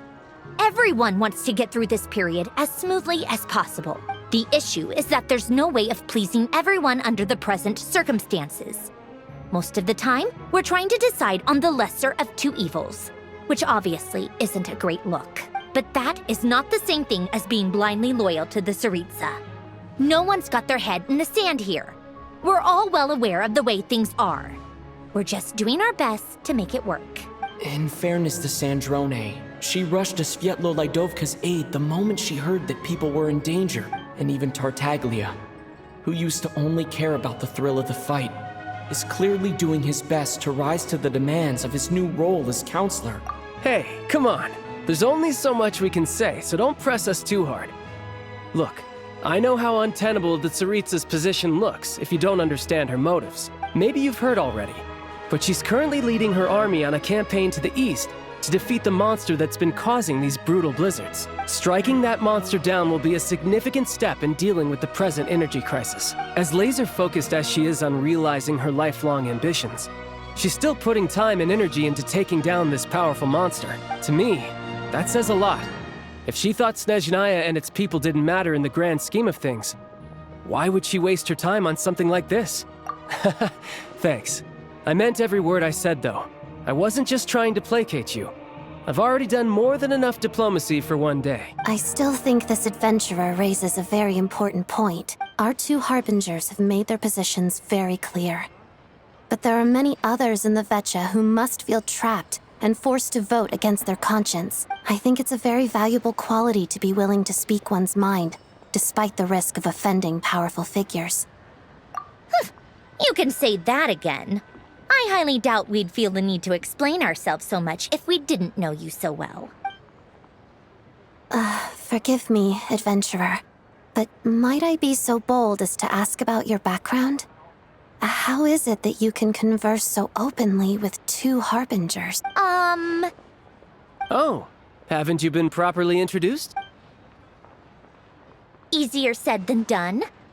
I like to think I'm not the kind of person who goes around busting open people's old wounds. I've only learned his name so far, and no details of his experiences. Is something wrong?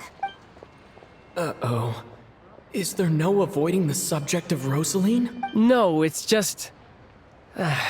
All right, I guess there's no getting around it. This is the world-renowned traveler, who helped resolve the storm terror threat in Mondstadt, cleaned up after the mess I made in Liyue, and then went to Inazuma, where there was a duel before the throne, in which the traveler defeated Rosaline. Oh. I'm sorry. I didn't think you two would be seeing much of each other, so I figured it wasn't worth bringing up. It's fine. It was a long time ago. It's fine. Sorry, I just remembered that we have a rehearsal coming up. Please excuse me. I should get going.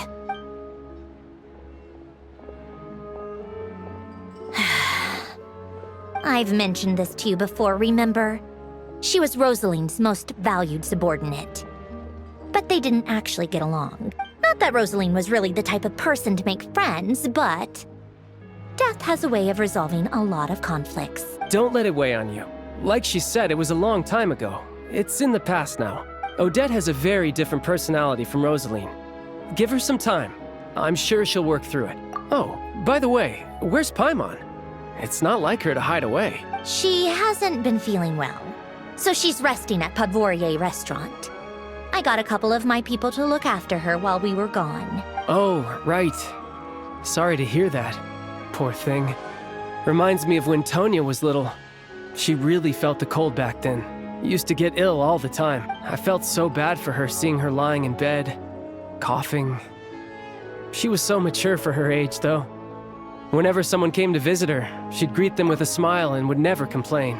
I'm sure Paimon's a good kid, too. You're a little short on manpower, right? Let me have a couple of my people take over for yours. I'll send my most capable and reliable. They'll make sure Paimon can recover in peace. Well, that would be great. Your people are more qualified. Hey, don't mention it. I'm sure you have things to do. Hopefully this takes a load off your mind. So no more accusing me of not being on your side, all right? Already? That was quick. I'm afraid I can't help you there. Our director's recent movements are confidential. Even we're not in the loop. If you hadn't told me, I never would have known he'd gone south. I assumed he'd been in Glupov this whole time. Well, I guess I'd better go sort out Paimon's security situation. I have some other work to catch up on at Glupov anyway. Me too. I have an incident report to write up. Let's leave it there for now. I guess everyone's in a difficult position. But Tartaglia's right. I have things to do. Things I want to do.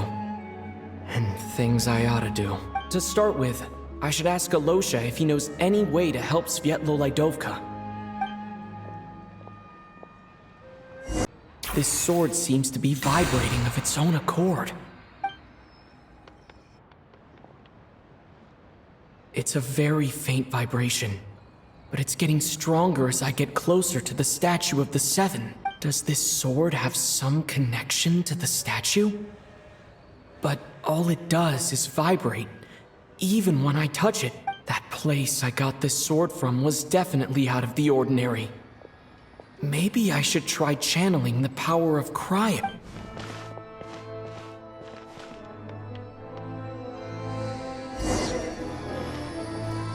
Cryostorm!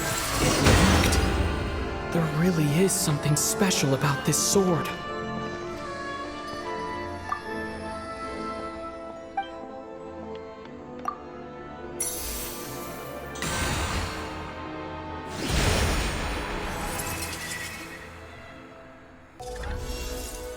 I don't really understand what just happened, but I'm pretty sure this sword just got a little more powerful. I'll have to try the same thing again when I come across another statue of the Seven.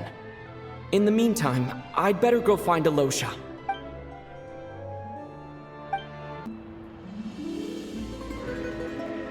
Hello there. How can I help? Ah, sure thing. Give me a second, I'll go fetch him for you.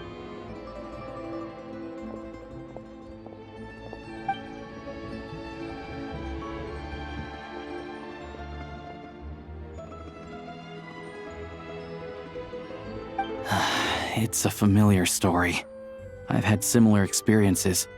Although Snezhnegrad doesn't deliberately delay or withhold relief, those first few days of waiting for help are always the hardest. It's a fundamental contradiction. If emergency relief can't be delivered in time, what's the point in even calling it emergency relief? Not necessarily. I think there's a good chance that Kresnik Crystal from Stratomaros will start flowing into the market. When we resolve Stratomaros' energy issue, it's like we open the floodgates. A huge backlog of crystal is now available to the townspeople. There's no way they can use it up at once. A lot of them will probably stockpile it and slowly work their way through. Probably a good idea, since energy prices are only going to keep rising. But there will always be people who urgently need Mora. Exactly. At the current prices, selling crystal is an easy way for an ordinary person to make a fortune. Hey boss, how much do I have left in my account? 1 second, let me check. So, you're planning on buying the crystal out of your own pocket? Yeah. I don't know if I have enough, so I'll chip in a little extra and buy as much as I can afford. No, it's fine. You're new to Snezhnaya, and you have your own living expenses to worry about. Besides, you're already providing the train. Here's your Mora. See what you can find at the market. But I doubt there'll be much crystal left. Yeah, well, can't hurt to take a look. Let's see. Huh?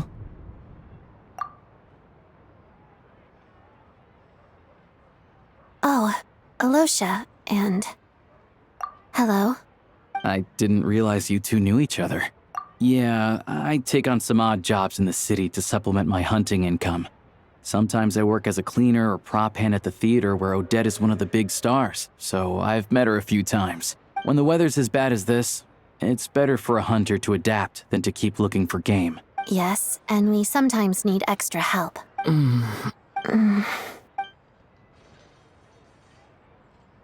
Wait, why is the atmosphere so awkward? I thought things went pretty smoothly in Svietlo-Lidovka. So, what brings you here, Miss Odette? Looking for some new props? No. After I got back to the theater, I couldn't stop thinking about the situation in Svietlo-Lidovka. It bothered me so much I couldn't focus on my dancing. So I decided I'd come here and see if there's anything I can do.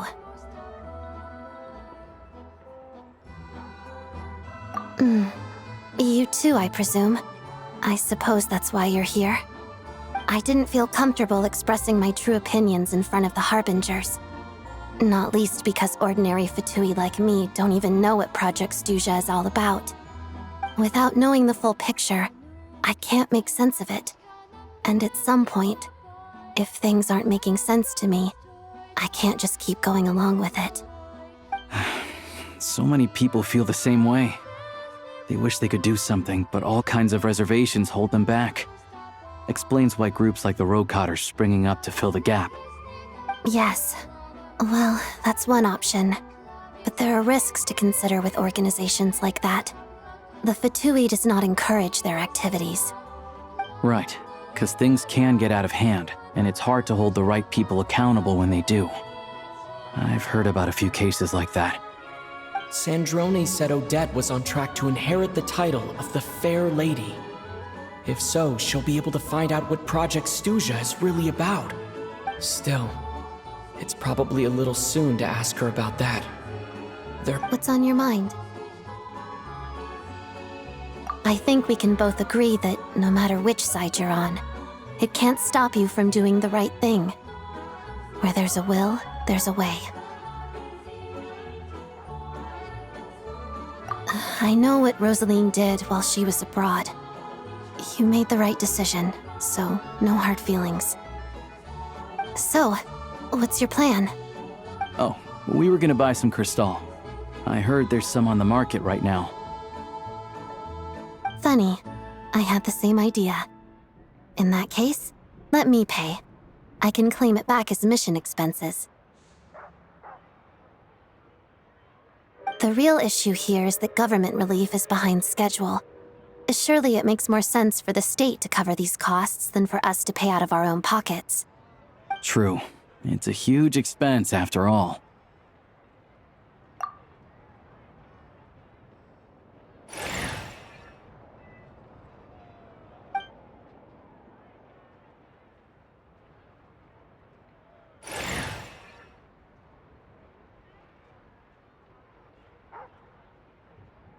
Let me see.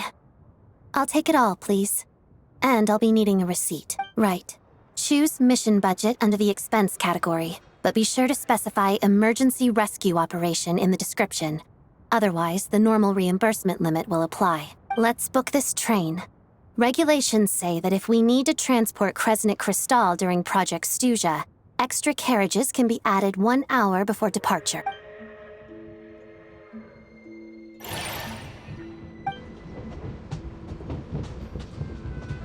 That should do it. The train will be escorted to its destination by VII guards. This is my first time seeing you handle VII affairs, Miss Odette.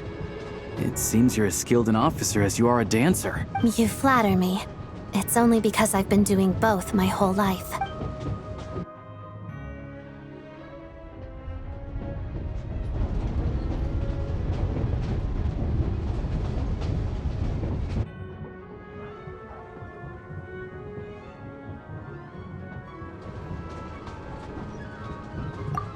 Anyway, I bet you've been non-stop today, am I right? Any idea how Paimon's doing? What's wrong? Who's Paimon? His travel buddy. Hasn't been feeling well. Sounds like she's important to you. I can't believe you've been dealing with this on top of everything you've been doing to help the people of Snezhnaya. I've got nothing going on right now, so I'll join you. I want to see how she's doing. May I come too? I have some candy that someone gave me back in Svietlo-Lidovka. Plus, I know a little bit about relieving cold symptoms. All right then, let's go.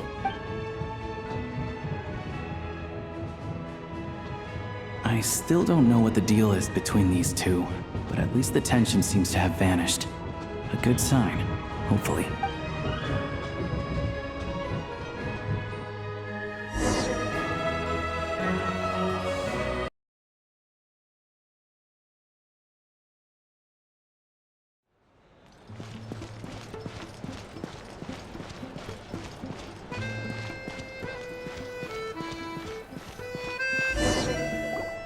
Hello. Sorry, but there's a sick person recovering in this room. Can I help you? What happened? Oh, please, excuse me. Are you the Traveler? Could I take a quick look at your Adventurer Handbook? Master Child said I should verify your identity.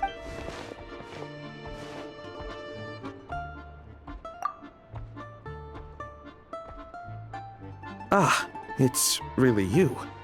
Sorry for the inconvenience.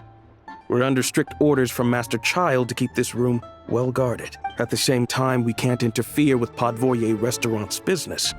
That would only seem all the more suspicious and draw unwanted attention to this room. Besides myself, a few of my colleagues are stationed in and around the restaurant, in plain clothes, of course. Rest assured, you're in safe hands. I didn't expect such a high standard of protection. Well, Master Child handpicked us for this special assignment. We're not about to let anything go wrong. Anyway, I won't keep you any longer. Please, head inside.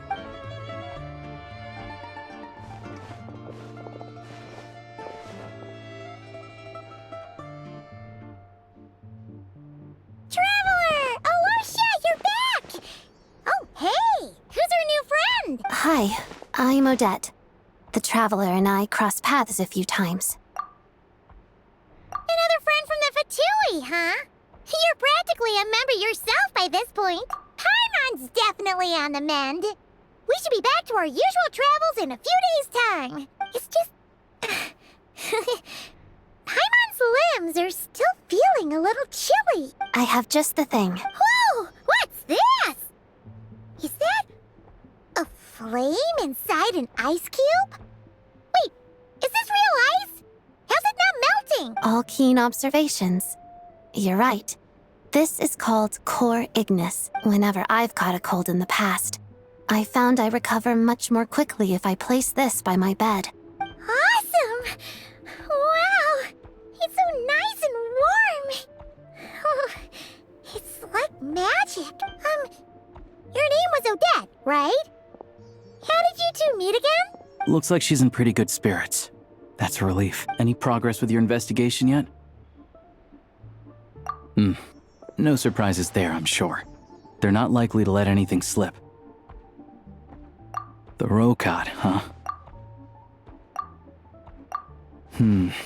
Let me think. Members of the Rokot keep their true identities hidden, but I think there might be someone I can introduce you to. Leave it with me. Meet me at the Korolyevsky Troop tomorrow, and I'll tell you how it goes. Would anyone like a drink? I'm gonna head to the bar. Paimon will have... maybe some hot milk? Yeah. Paimon's in the mood for something warm. Enough with the secret chat, you two. Let's catch up properly in a minute. Paimon wants to know everything that's happened today. It'll be kind of like Tabletop Troop. No reason why listening to a story can't be an adventure. Ah, you made it. I've got some tickets, and I managed to set something up with the Rokot. It'll have to wait until after the show, though. Happy to stay and watch? I doubt you've seen the Korolyevsky Troop on stage before. Pleasure. Here, this is the way in.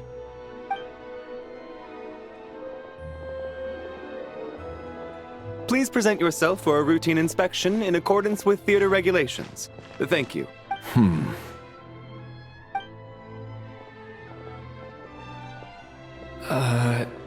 Is that guy with the Fatui? Looks like he's waiting for something. Okay, all done. Thank you for your cooperation. Please proceed through to the theater.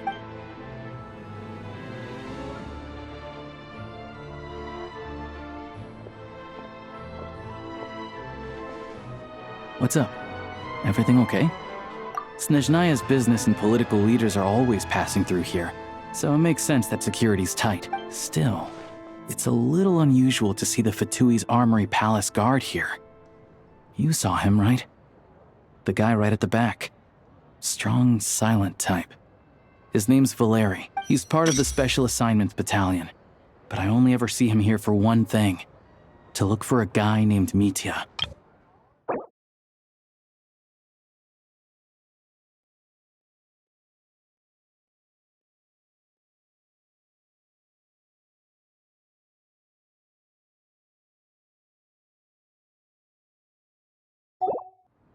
Supposedly a researcher, though he never seems to put much time in at the office.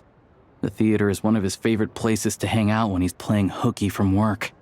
But that's not for us to worry about. Let's go. The show's about to start.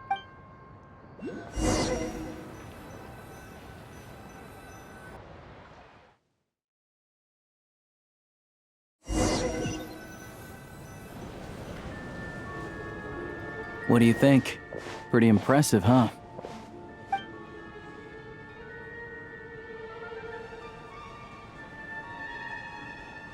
Oh, the one in Fontaine? I hear it's iconic. Never seen it for myself, though. Here we are, just in time. Sorry, coming through. Ugh. If you're gonna show up late, keep your mouth shut. What's his problem? Whatever. No point arguing with people like that. Look, there she is. That's who I'm introducing you to later. She's the lead singer of the troupe, Vodyanitsa.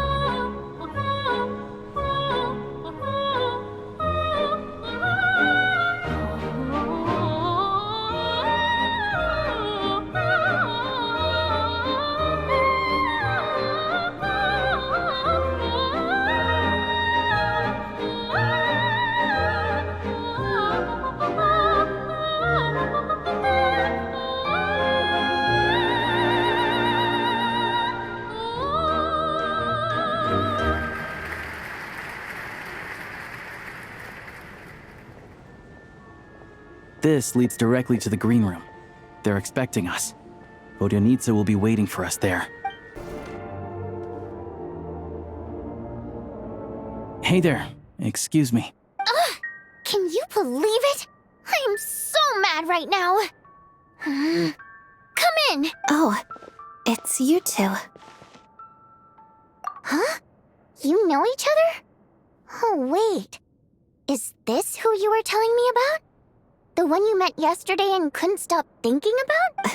I never said that. Yes, you did. Why are you denying it? It was right before I went on that rant about the moody factory owner. Might I ask what brings you two here? Oh, I just brought him here to see the show. And when it finished, he was full of praise for Vodyanitsa's performance. So I thought I'd try my luck, see if we could get the chance to chat for a bit. Maybe get an autograph? You work here. You, of all people, ought to know that's against the rules. It's not what the green room is there for. Oh, what's the big deal? Come on, don't be shy. I can give you an autograph. You can take a picture too if you want. Do as you please. I finished all my shows for the day. I'll leave you to chat.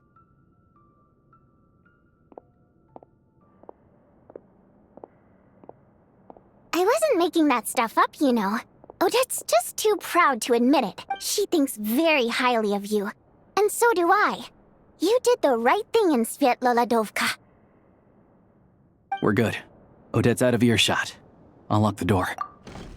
Confidentiality, of course. The Rokat is very strict on that. Whoa, Alosha! Not out loud!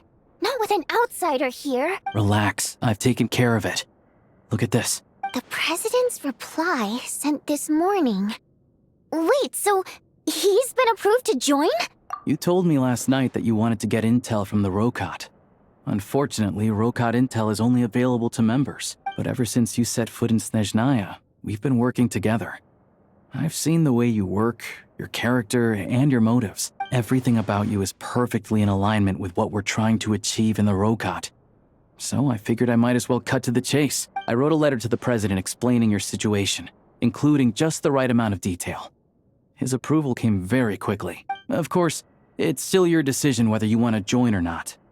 We'll respect your choice. Well, assuming Odette was telling the truth and she didn't misjudge you, I guess we don't need to worry about you blowing our cover. Still, you gave me a real fright. I didn't know that's why you came looking for me. So, that stuff you said about admiring my performance, was that just because Odette was here?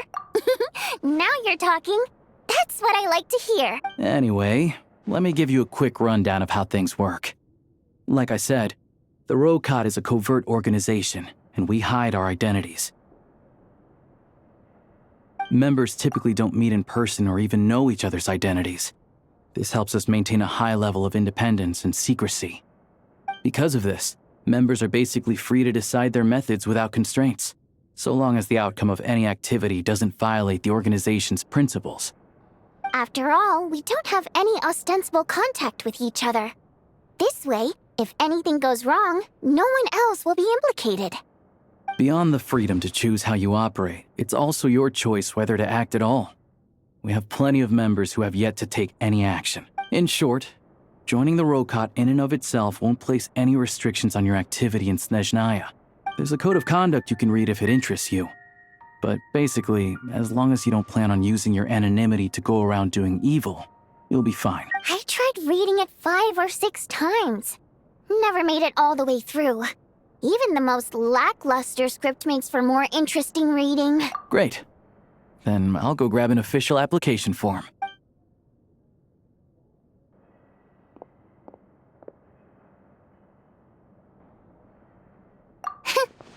Well, Alosha has this pet dog, you see. His name's Tagarin, and this one time, Alosha brought him backstage. Tagarin took quite a liking to me, so I played with him for a little bit and fed him some treats. Then, the Rokot was out on a mission one day, and even though we were all in disguise, Tagarin recognized me right away. Just a coincidence, really.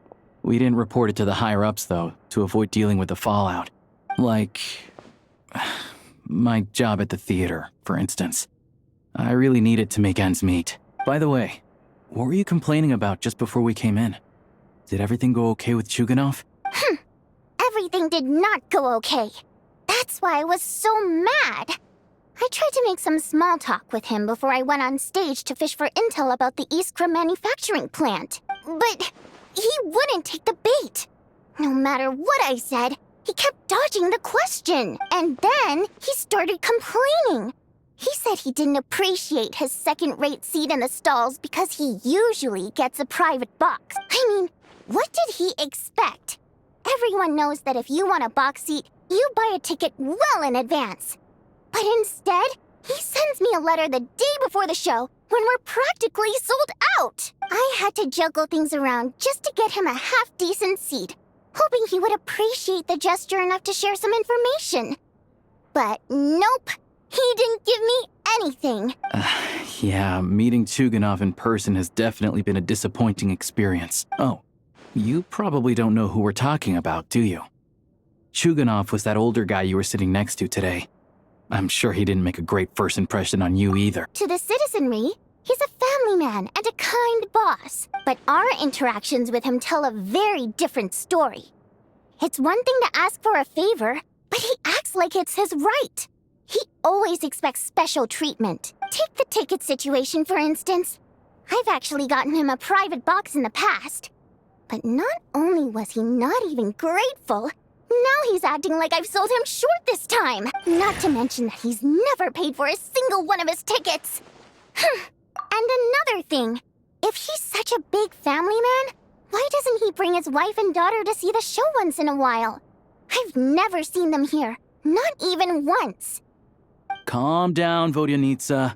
If you won't do it the easy way, we'll have to try the hard way. But first things first. Here's your application form. Go ahead and fill it out.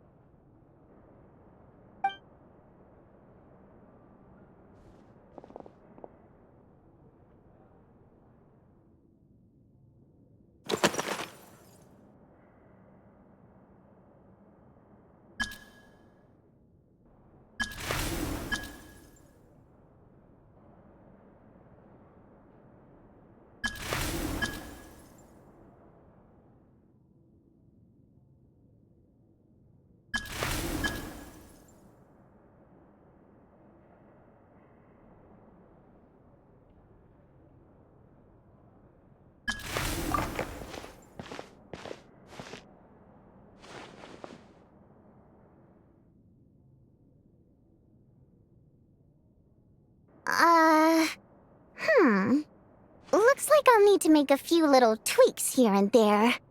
But other than that, you're good to go. We'll hold on to this for you. All right. Now that we're officially Rokat comrades, I can tell you. Chukhanov is the target of our current operation. Recently, we've done some recon work at the Iskra manufacturing plant, which pretty much confirmed that their energy consumption is way beyond the legal limit. All we need now is some direct evidence to present to the VII, so we can demand that they shut the plant down. That way, the Kresnik Kristall can be allocated to where it's needed most. I was hoping he might let slip during one of our chats, but he's too tight-lipped. We'll have to find another way. I'm meeting another regular theater-goer tonight, Mitya. But Valeri's here too, and he's probably looking for Mitya, so he may end up being a no-show. Don't you worry. He must know how to dodge Valeri, or he wouldn't be showing up on time for every performance. Mitya is a renowned energy expert. Although we can't get any direct evidence of the excessive energy consumption at the plant, we can accidentally let the information slip to him. The authorities should take someone like him seriously. So if he starts raising questions about energy use at the Iskra manufacturing plant, there will be a proper investigation. Also, we're not allowed on site, but he has clearance. So all we need is his cooperation. Yeah, so that's the other thing we're trying to figure out. Though I think we're far less likely to make any progress on that front. Still, I hear that Mitya is a bit of a chatterbox. So, who knows? Maybe if we catch him in the right mood, he'll let something slip. What do you think? Sound like something worth your time? Okay, in that case, you guys find a seat somewhere nearby. Pretend you're a couple of buddies there to eat, and keep your ears peeled for useful information. He's a huge fan, so I doubt he'll have his guard up around me. But you two need to be convincing. If he suspects anything at all, he might stop talking. Sure. Don't worry. We'll make a believable pair of buddies. Perfect! You've sold me already. Now, help me tidy this room up a bit before we head out. Okay. What needs tidying? Everything!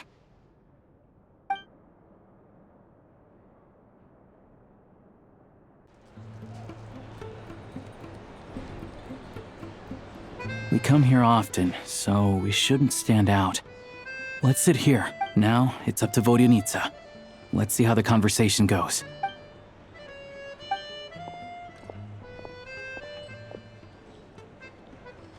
Mr. Mitya! Over here! Over here! Oh, sorry. I got a little held up on my way here. Now we have even less time than we planned. Go ahead and order some snacks and drinks. Whatever you like. Let me see. According to my schedule, we still have 25 minutes left. You're really pressed for time today, huh? I was imagining this would be a leisurely chat. If you'd prefer, we can always reschedule for another afternoon when you have more time. No need. Getting to meet the lead singer is a very precious opportunity for me. I'm not about to pass it up. I've already had to decline your invitation several times because our schedules rarely align. If I don't grab this chance while it's here, who knows when the next one will come around? Well, it's very kind of you to make time just for me. I'm not too sure, to be honest. But Snezhnaya's full of weird and wonderful things like that, so people tend not to bat an eye. I'm sure the same will go for the Eye of Grey and Paimon. The reason I invited you out for tea and a chat today was to get some feedback from a true fan of the theater. Well, I genuinely have nothing bad to say. No matter how many times I hear you sing, it never gets old. It always seems fresh and new somehow. Maybe it's because the more times I listen, the more details I notice. Or maybe you simply improve with every performance, delivering it better each time. Thank you! I'm delighted to hear that. Could you give me any specific examples? Oh, yeah. The piece you sang today, for example. Beneath the Frozen River? Hey, what's with you? I'm just praising a good performance. I always used to find that such a bleak and lonely song.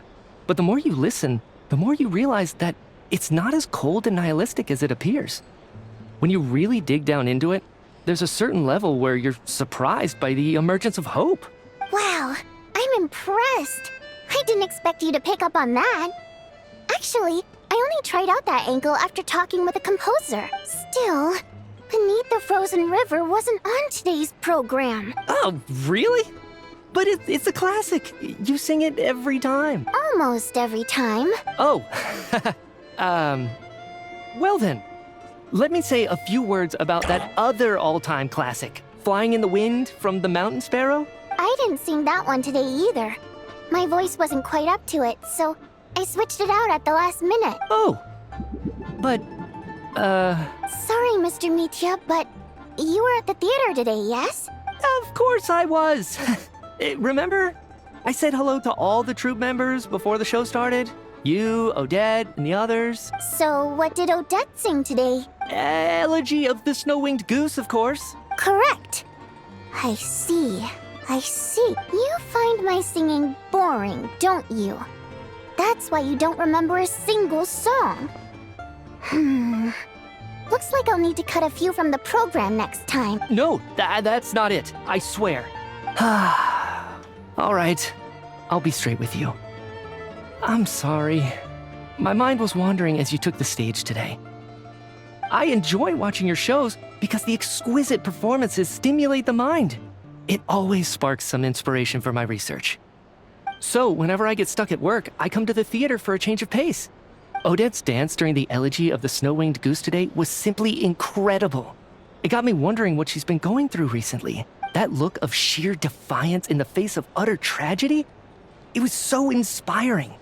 I started scribbling in my notebook right away. Not that I made a ton of progress in the grand scheme of things, but I still think it was productive.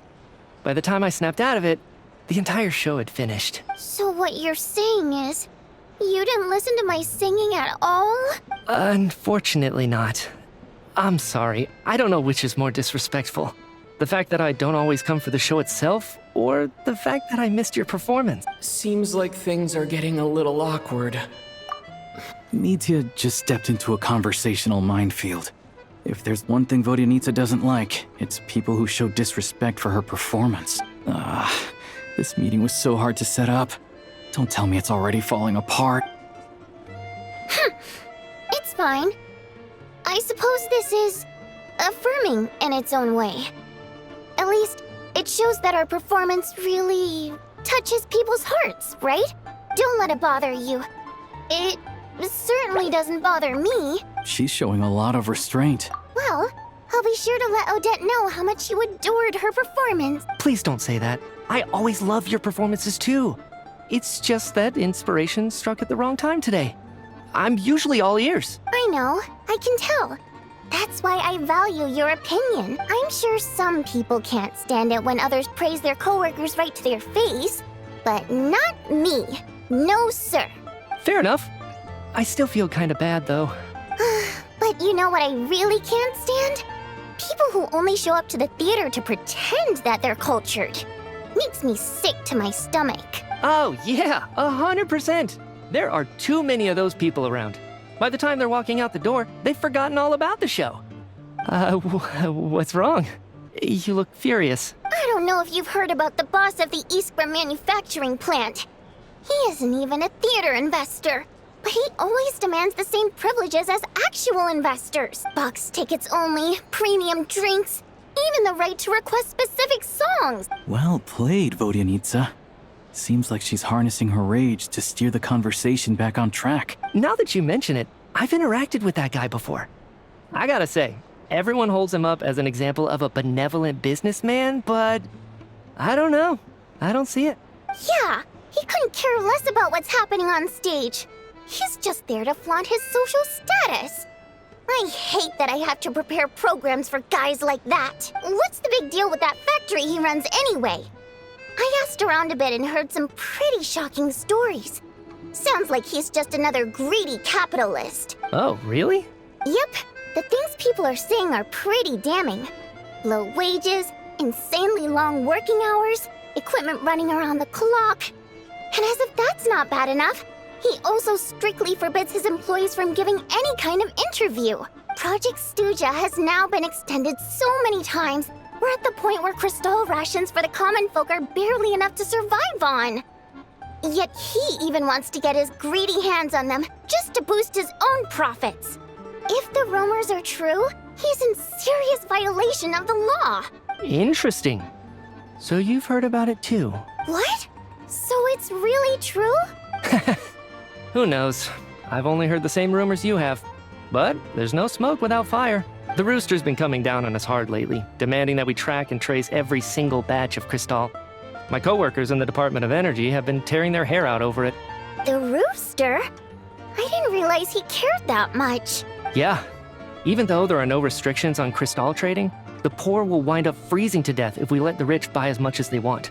That's clearly unfair. Looks like we'll need to arrange an investigation into the Iskra manufacturing plant as soon as possible. I never knew you kept up with current affairs beyond the theater, Miss Vodyanitsa. You really have a heart for the common person. Most Fae in your position have long been indifferent to the plight of humans. Well, those of us who choose to live in human cities are naturally going to pay attention to any significant upheaval.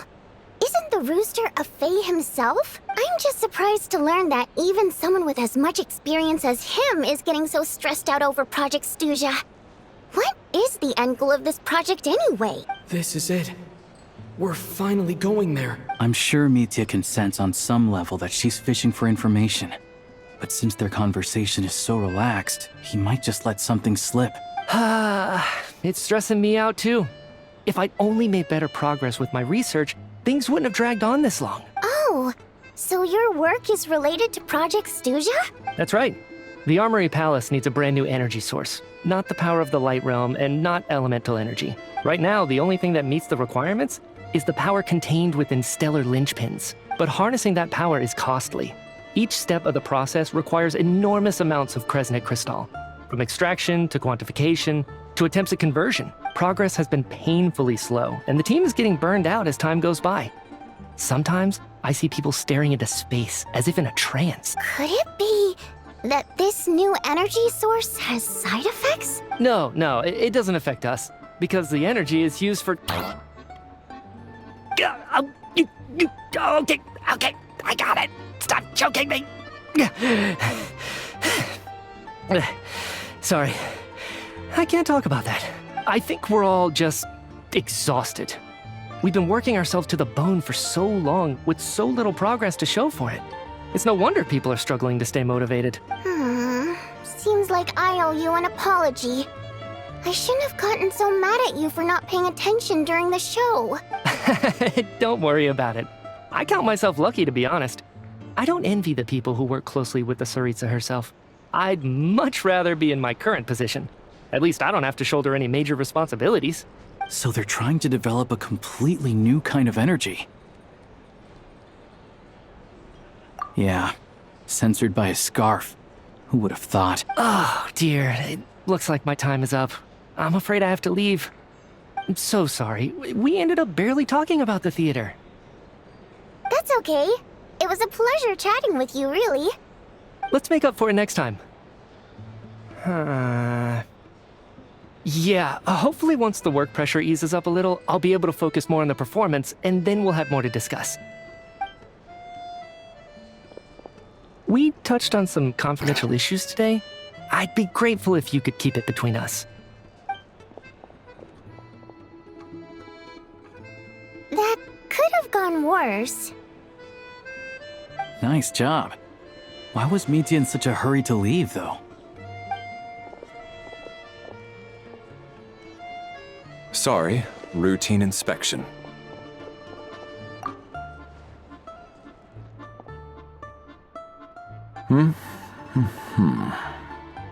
Okay, let's go.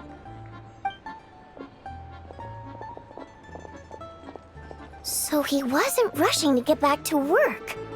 He must have calculated that Valeri would find him here in exactly 25 minutes. That's frighteningly accurate. One of the main duties of the Special Assignments Battalion is to ensure that important figures stick to their schedules.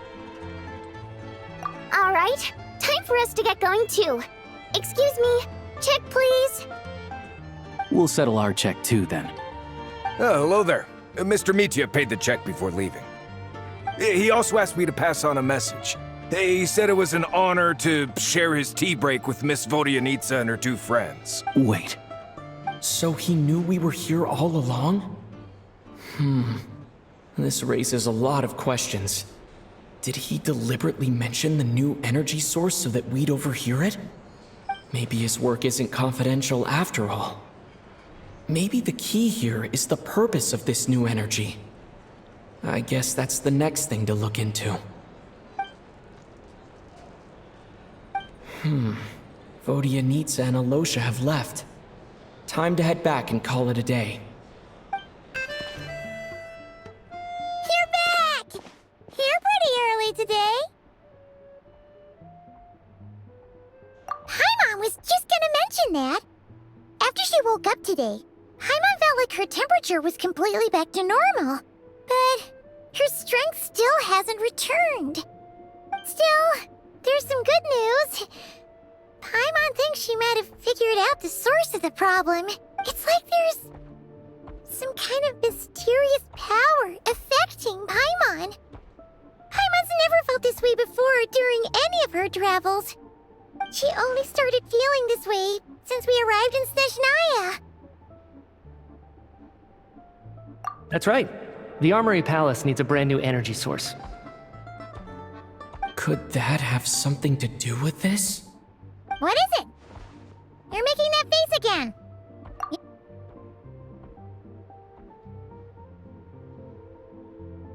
So, they're trying to develop a new energy source here? And you think that might be why Paimon's feeling unwell? Well, Mitya denied that the energy they're researching has any side effects. Although, he did say that people working on the project have been having issues with their concentration and short-term memory. And even so, those are completely different symptoms from Paimon's.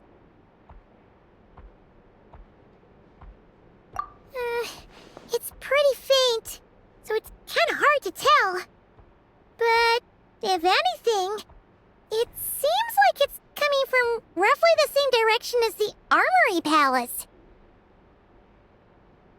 Sure, Paimon's with you there. But how, though?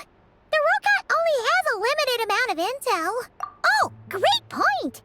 They argue about Project Stuja every day. If we could sit in on one of their sessions, we might pick up some new leads. Good idea! Oh yeah, while you were out, Paimon tried all the yummiest looking desserts in the Potvoria restaurant. This one seemed right up your alley. So, Paimon saved some for you. Come try it once you finish writing your letter. Alosha replied. He says that we won't be able to speak at the VII, but he can arrange for us to attend as visitors. Time to get ready. Then head to the Snezhnograd VII. Ah, Miss Vodyanitsa, prima donna of the Korolievsky troupe. What a surprise meeting you here. Will you be sitting in on a session of the VII? Sorry, I'm not taking interviews today. Oh good, you're here. The session's about to begin. Let's get inside. Please wait, Miss Vodyanitsa. Could you introduce me to your new friend?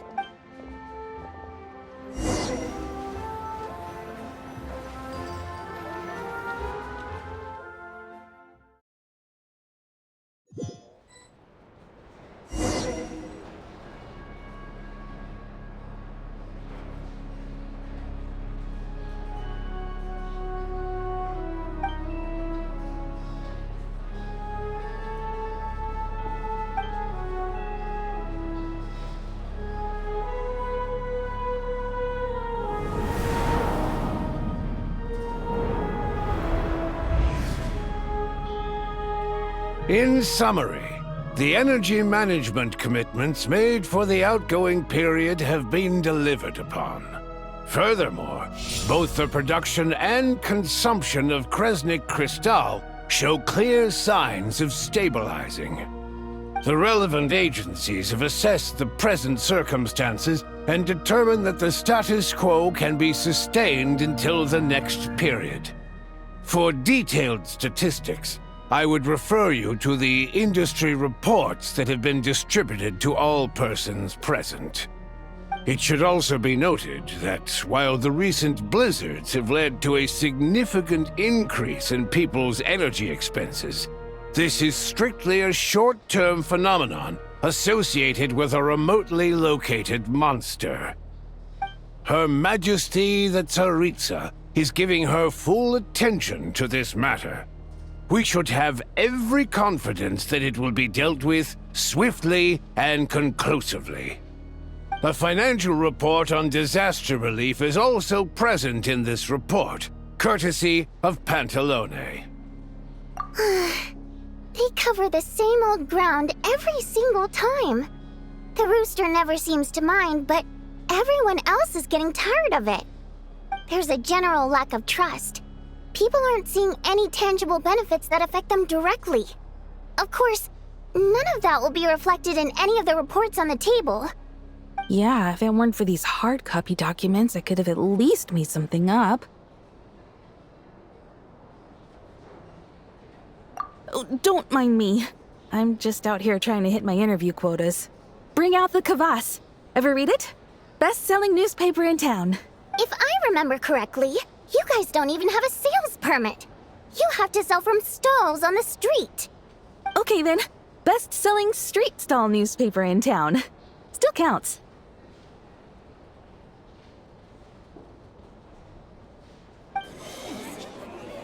Order! We will now open the floor to the representatives. If there are no further substantive issues to discuss, we will then proceed to a vote on this motion. Snezhnaya has a long tradition of treating members of the Fatui armed forces and their dependents favorably. But recent surveys shows that Fatui families in remote areas have access to 15% less crystal than the average civilian family in Snezhnograd. It's been said many times before, but it bears repeating now. There needs to be a clear and consistent rationale behind how crystal is allocated, or we will soon face immense public backlash. Perhaps you wouldn't need to keep repeating yourself if you would hear me out for once. I say again, true consistency exists only in principle. In the real world, fairness is relative. You appear to treat resource allocation as a simple function of production and population. So what about when the equipment used in production breaks down? Have you factored that into your equation? And do you even know how long it's been since Snezhnaya last conducted a census? If I knew the answers to questions like that, I'm sure I'd be a very wealthy man. And I doubt I'd be going by child. I'd like to bring the focus back to the specific issue I raised. Or do you wish to deny that favorable treatment for Fatui dependents is our long-standing policy? It's easy to be a critic when there's no accountability. That seems to be a running theme in the anti-Project Stuja cohort. Defeat the ringleader and all other problems will magically resolve themselves. That's what they seem to think. But in case you aren't aware, not one jot in my report would change whether Project Stuja continues or not.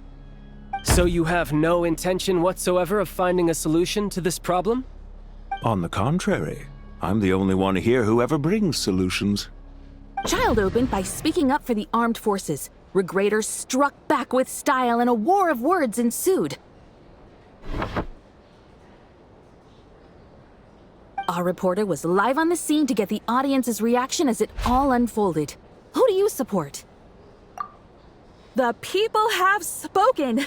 Child received raucous applause from the crowd as he pushed Regrator onto his back foot with a relentless barrage of questions. It had to be seen to be believed. Now you see why they don't have a sales permit. However this reporter wants to spin things, I haven't forgotten that Tartaglia was representing the Northland Bank when we first met in Liyue. So surely, their relationship can't always have been this strained. You two are getting off topic. Let's focus on what the data is saying. Mr. Pantalone, may I speak on your behalf? Oh, please do. I'm more than happy to save my breath. Crystal distribution policy undergoes modifications with each new period. The ultimate goal being to find the most reasonable method of allocation, which I believe is what Mr. Tartaglia also seeks. But I fear many may have been misled on this topic by extremist activists. To clarify, Project Stuja is not the root cause of the problem. It is merely a framework for resource distribution. The most recent reports all point to Snezhnaya's resilience and adaptability during this period of fine-tuning, and give clear indications that a distribution framework is improving with each iteration. To make drastic adjustments without first considering the risks would likely do more harm than good. It would be a waste of the hard-won experience we've gained to date. Renowned scholar of finance, Arapov spoke up to clarify the fiscal logic, clearly alluding to social organizations like the Rokot in his words. With the notorious Lelek still active to this day, should the Rokot be held responsible? No, there is someone else to blame. She's just rephrasing what Mr. Pantalone said. The Rokot are the critics he accuses of taking no responsibility for their actions. As for Lilac, you won't have heard of him yet. He's currently the most famous member of the Rokot. Well, more like infamous. Ending Project Stuja has become an obsession for him. Unlike the more decent ones among us, he believes that votes in the VII are all that matter. So whether it's threats, coercion, or bribery, he'll use whatever means necessary to get people to change their vote. And since we're already on the subject, what do you think of Lelek's methods? Are you for or against? Well, whatever the story is, his actions benefit us all. We stand with Lelek. At least someone here wants to take this discussion seriously. I've been considering that issue myself. What you really need is more precise regional data, right? I think it would be easiest to let the Fatui handle it, since they're already in charge of Crystal shipments anyway. We may as well get them to collect some data while they're at it. Whatever you need, you can ask the Fatui to look into it for you. In terms of supervision, I think the Druzhna would be a good fit. I had hoped to discuss this with Miss Vesna, but sadly, she's not present. I will be happy to take a note of your suggestions and present them to Commander Vesna for a decision upon her return. The Commander has always taken a keen interest in Project Stuja. However, given the Druzhna's demanding workload, I'm afraid it may prove difficult for them to provide any practical support. Let us refrain from jumping to conclusions until a concrete and actionable plan is in place. My apologies, Lord Rooster. There are numerous issues to address here, including manpower, time sensitivity, and reporting lines. Nevertheless, I support drafting a proposal. Follow the usual procedure, and it can be raised as a new motion for all parties to evaluate at the appropriate time. In that case, I'd like to share one thought before the proposal is drafted. The issue of time sensitivity was raised just now, which I presume relates to the official reports.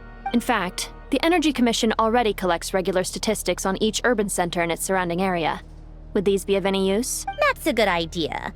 I read every issue of Svietlolaidovka's report, and although my focus is mostly on the section about equipment operation, the energy consumption statistics also yield a lot of insight.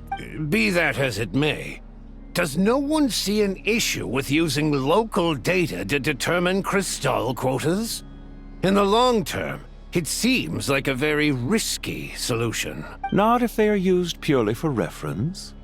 So long as we have the report from the Northland Bank's headquarters to corroborate it, no one will be able to fool me. Very well then. It appears that this arrangement is acceptable to all parties. Yeah, sounds good to me. The members reached a provisional consensus on the issue of improving treatment for Fatui soldiers.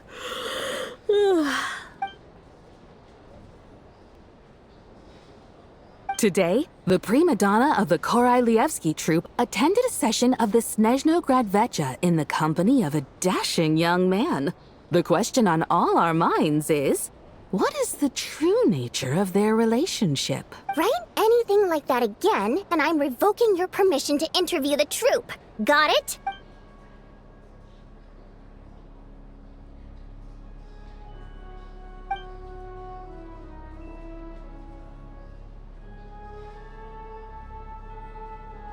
Now then, if there are no further contributions from those present, we shall proceed to the final vote. Hey, check it out! What made him vote against? Why now?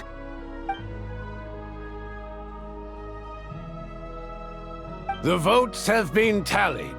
Those in favor of continuing Project Stuja total 61%, securing a clear majority. That was too close. The margin has shrunk yet again. Chuganov was a huge loss. I'll bet Lelek is behind this. I wonder how Pulcinella will respond this time. Chuganov. I see. Lelek strikes again. Yes. Go, Lelek. Once Project Stuja is defeated, our unwavering support at Bring Out the Kvass will finally pay off when we make our comeback. In accordance with the result of this vote, Project Stuja will remain in effect until the next VII period. Finally, may I remind us all, we debate only for the greater glory and solidarity of our nation. May the aurora shine ever on, and the tundra always stand. The session is concluded.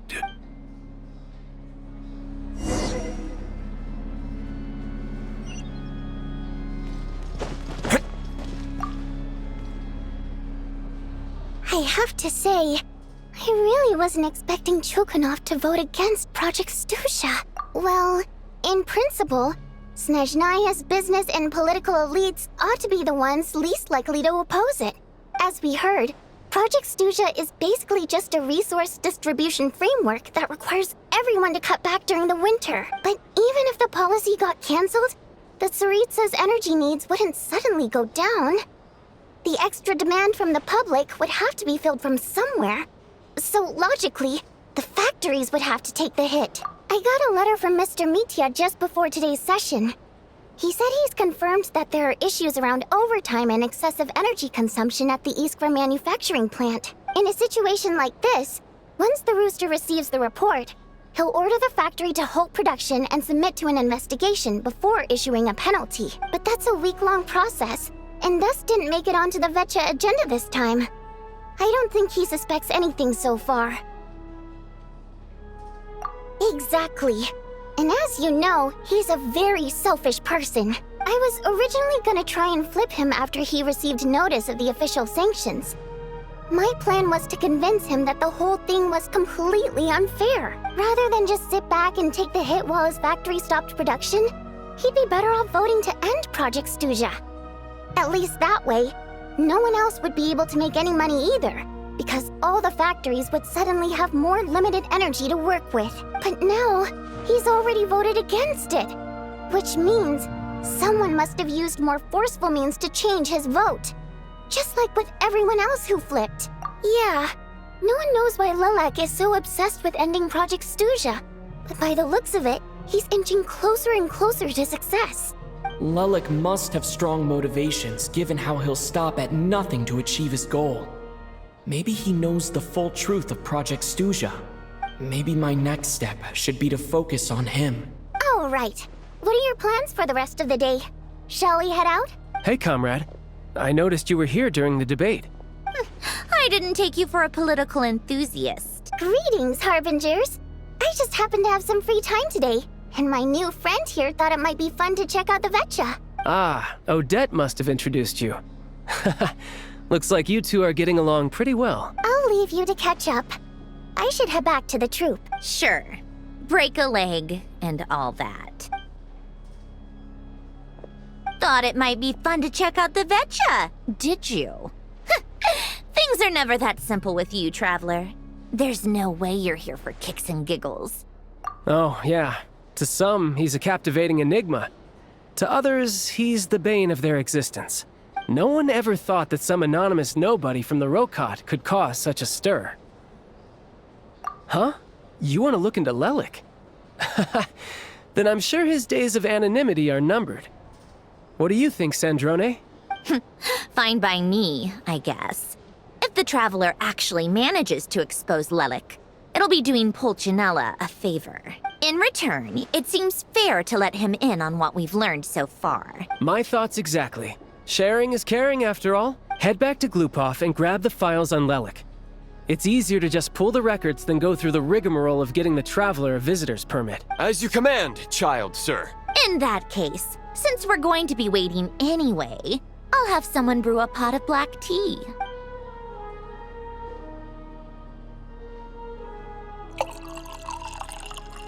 One common thread among the many incidents Lelik has been involved in is that the victims are all too scared to share any real information about him.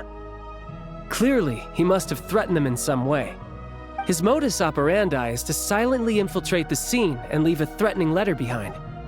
But neither the letters nor the crime scenes ever yield any clues to his identity. So all these files have to offer are short statements by the people affected. They don't give us a lot to go on. If nothing else, it shows we're dealing with a trained professional who's versed in counter-surveillance. Yes, and to that point, he often strikes in highly secure locations. The victims are high-ranking and influential people who take their personal security very seriously. Somehow, Lelik slips right into their rooms without making a sound. There's never any eyewitnesses, nor the slightest trace of a break-in. If he can get in and out undetected, it means he can strike without warning. Not that that's ever happened so far, but the thought is enough to scare these people sleepless. It's hard to believe that a human being could pull this off flawlessly every time, so they switched the focus of the investigation to Faye.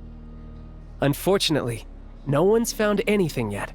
Careful, don't underestimate me. Although truth be told, I'd probably find it hard not to blow my cover. Direct confrontation is more my style. We haven't ruled out the possibility of Lelik being human. It's just, there can only be a handful of people in all of Teyvat who'd fit the profile. Faye, on the other hand, plenty would have the ability, but few would have the motive. No, not as strong as me. You'll never find the culprit with criteria like that. Let's go with a little weaker than me. There's no denying that Master is strong, but meticulous. We can only hope. He's just trying to find a reference point. Stop getting fixated on who's stronger than who. But that's the most important thing. In my opinion, anyway.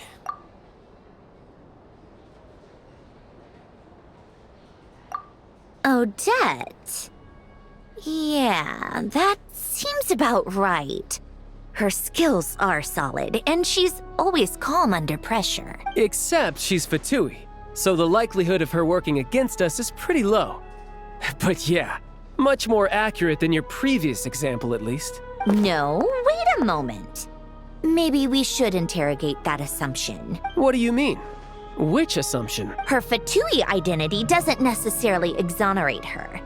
And when you think about it, the Rokot would be precisely what she needs to conceal her identity. Plus, she wouldn't need to be such a pro at covering her tracks. She'd already know where the Fatui will be and when, so she could choose the perfect time to act. Oh, yikes. I was just thinking out loud. Why is this starting to sound like such a convincing theory? Still, what reason could Odette possibly have for trying to call off Project Stuja? Arlecchino would be the best person to ask. She knows Odette best. Unfortunately, she isn't back yet. Rosaline used to open up to her in private about her struggles with Odette. As I'm sure you can imagine, Arlecchino is quite a lot better with children than Rosaline was. She gave her some tips on how to handle the situation, and Rosaline managed to reach a settlement with Odette before leaving. So I suppose there were at least no lifelong regrets left behind. Beyond that, I don't know the details about that side of things. But I do know that Odette definitely has a motive to hold a grudge against Project Stuja. The reason being, her father passed away during the early stages of the project. That was back before it had been named Project Stuja, when things were still being worked out. But in essence, it's remained the same ever since. The more you know. Rosaline was always so self-centered. I never understood why she started paying so much attention to Odette. Is that such a surprise?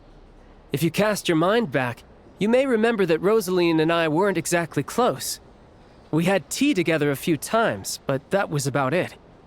Odette's past is no secret. Her father was a Fatus and her mother was a very famous ballerina. On the surface, it looks like she followed right in her parents' footsteps. But the truth is quite a different story. After her father passed away on a mission, her mother was overcome with grief.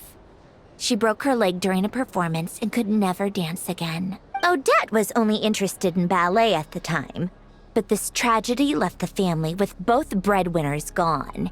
They could barely make ends meet. Per Capitano's policy, family members of Fatui who died in the line of duty had to be appropriately accommodated and provided with adequate assistance. So, regardless of how Rosaline may have felt about it, it fell to her to resolve the issue of Odette's family's livelihood. In the end, the solution they agreed upon was to have Odette join the Fatui. Right, because the alternative would have been a one-off compensation payment, I guess. In that sense, joining up was definitely the better option. Still, she must have had mixed feelings about it, right? If she doesn't even like the Fatui. It's just a theory, a possibility. But as a motive for Odette to become Lelik, it holds up. That said, I have no idea where Odette's head is at right now, or what her conflict with Rosaline was about. Plenty of people were on bad terms with Rosaline. I have no intention of trying to figure it all out. Yes, but there's not much point in discussing that now. Yeah, back to Lelik. Since our investigations so far have turned up next to nothing, we've got nothing to lose by trying a new angle. Funnily enough, Tonya and I had actually made plans to go to the theater tomorrow to watch Odette's rehearsal. Unfortunately, thanks to this Lelik situation, I'll be stuck working overtime again. Which means you can go in my place. No point wasting the ticket. Plus, you'll get to meet Tonya. Spirit Seeker. Quite the classic ballet. It was passed down through Odette's mother's family for generations, though it hasn't been performed in years. But Odette's been practicing it diligently, and it's finally ready for a return to the stage. Excitement is through the roof. Tickets for the official performance sold out long ago.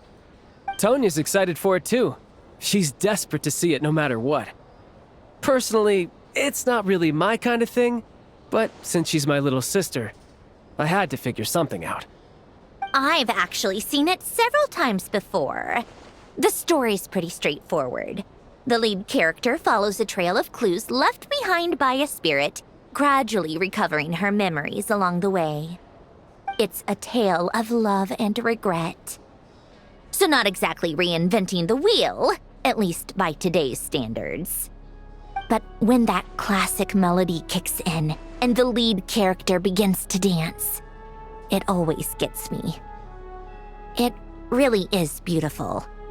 Not an easy dance to do justice to, though. I know it's always been Odette's dream to perform this piece, but I'm not sure she's really ready. In that case, I think that even if she is Lelik, we should wait until her performance is over before we respond. I'll let you take it from here, comrade.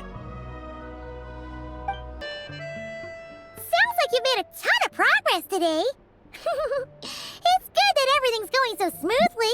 Next step is to head back to the theater and get a clear answer from Odette. Either way, Paimon doesn't get the sense that she's a bad person. Sure, she might have done some pretty extreme things, but Paimon bet she has her reasons. Maybe this is going too far, but like, with everything she's managed to do so far, wouldn't it make more sense in theory to be even more, heavy-handed? Why leave a letter when she could, well, we know there are plenty of other ways to keep people in line, right? The point is, she could have gone further, but she didn't. So, if it is her, she's got some principles at least. Yeah! Well, all you can do is follow the facts wherever they lead. No change, really. But that thing Paimon told you about yesterday? Paimon feels like she can sense it more clearly now. Hearing you talk about your day makes Paimon itch for an adventure. If only she could be there with you so we could experience it all together. Yeah, I wish you could be there too. I'm not used to adventuring alone. But don't worry, we'll get to the bottom of this. Guess it's just one of those things.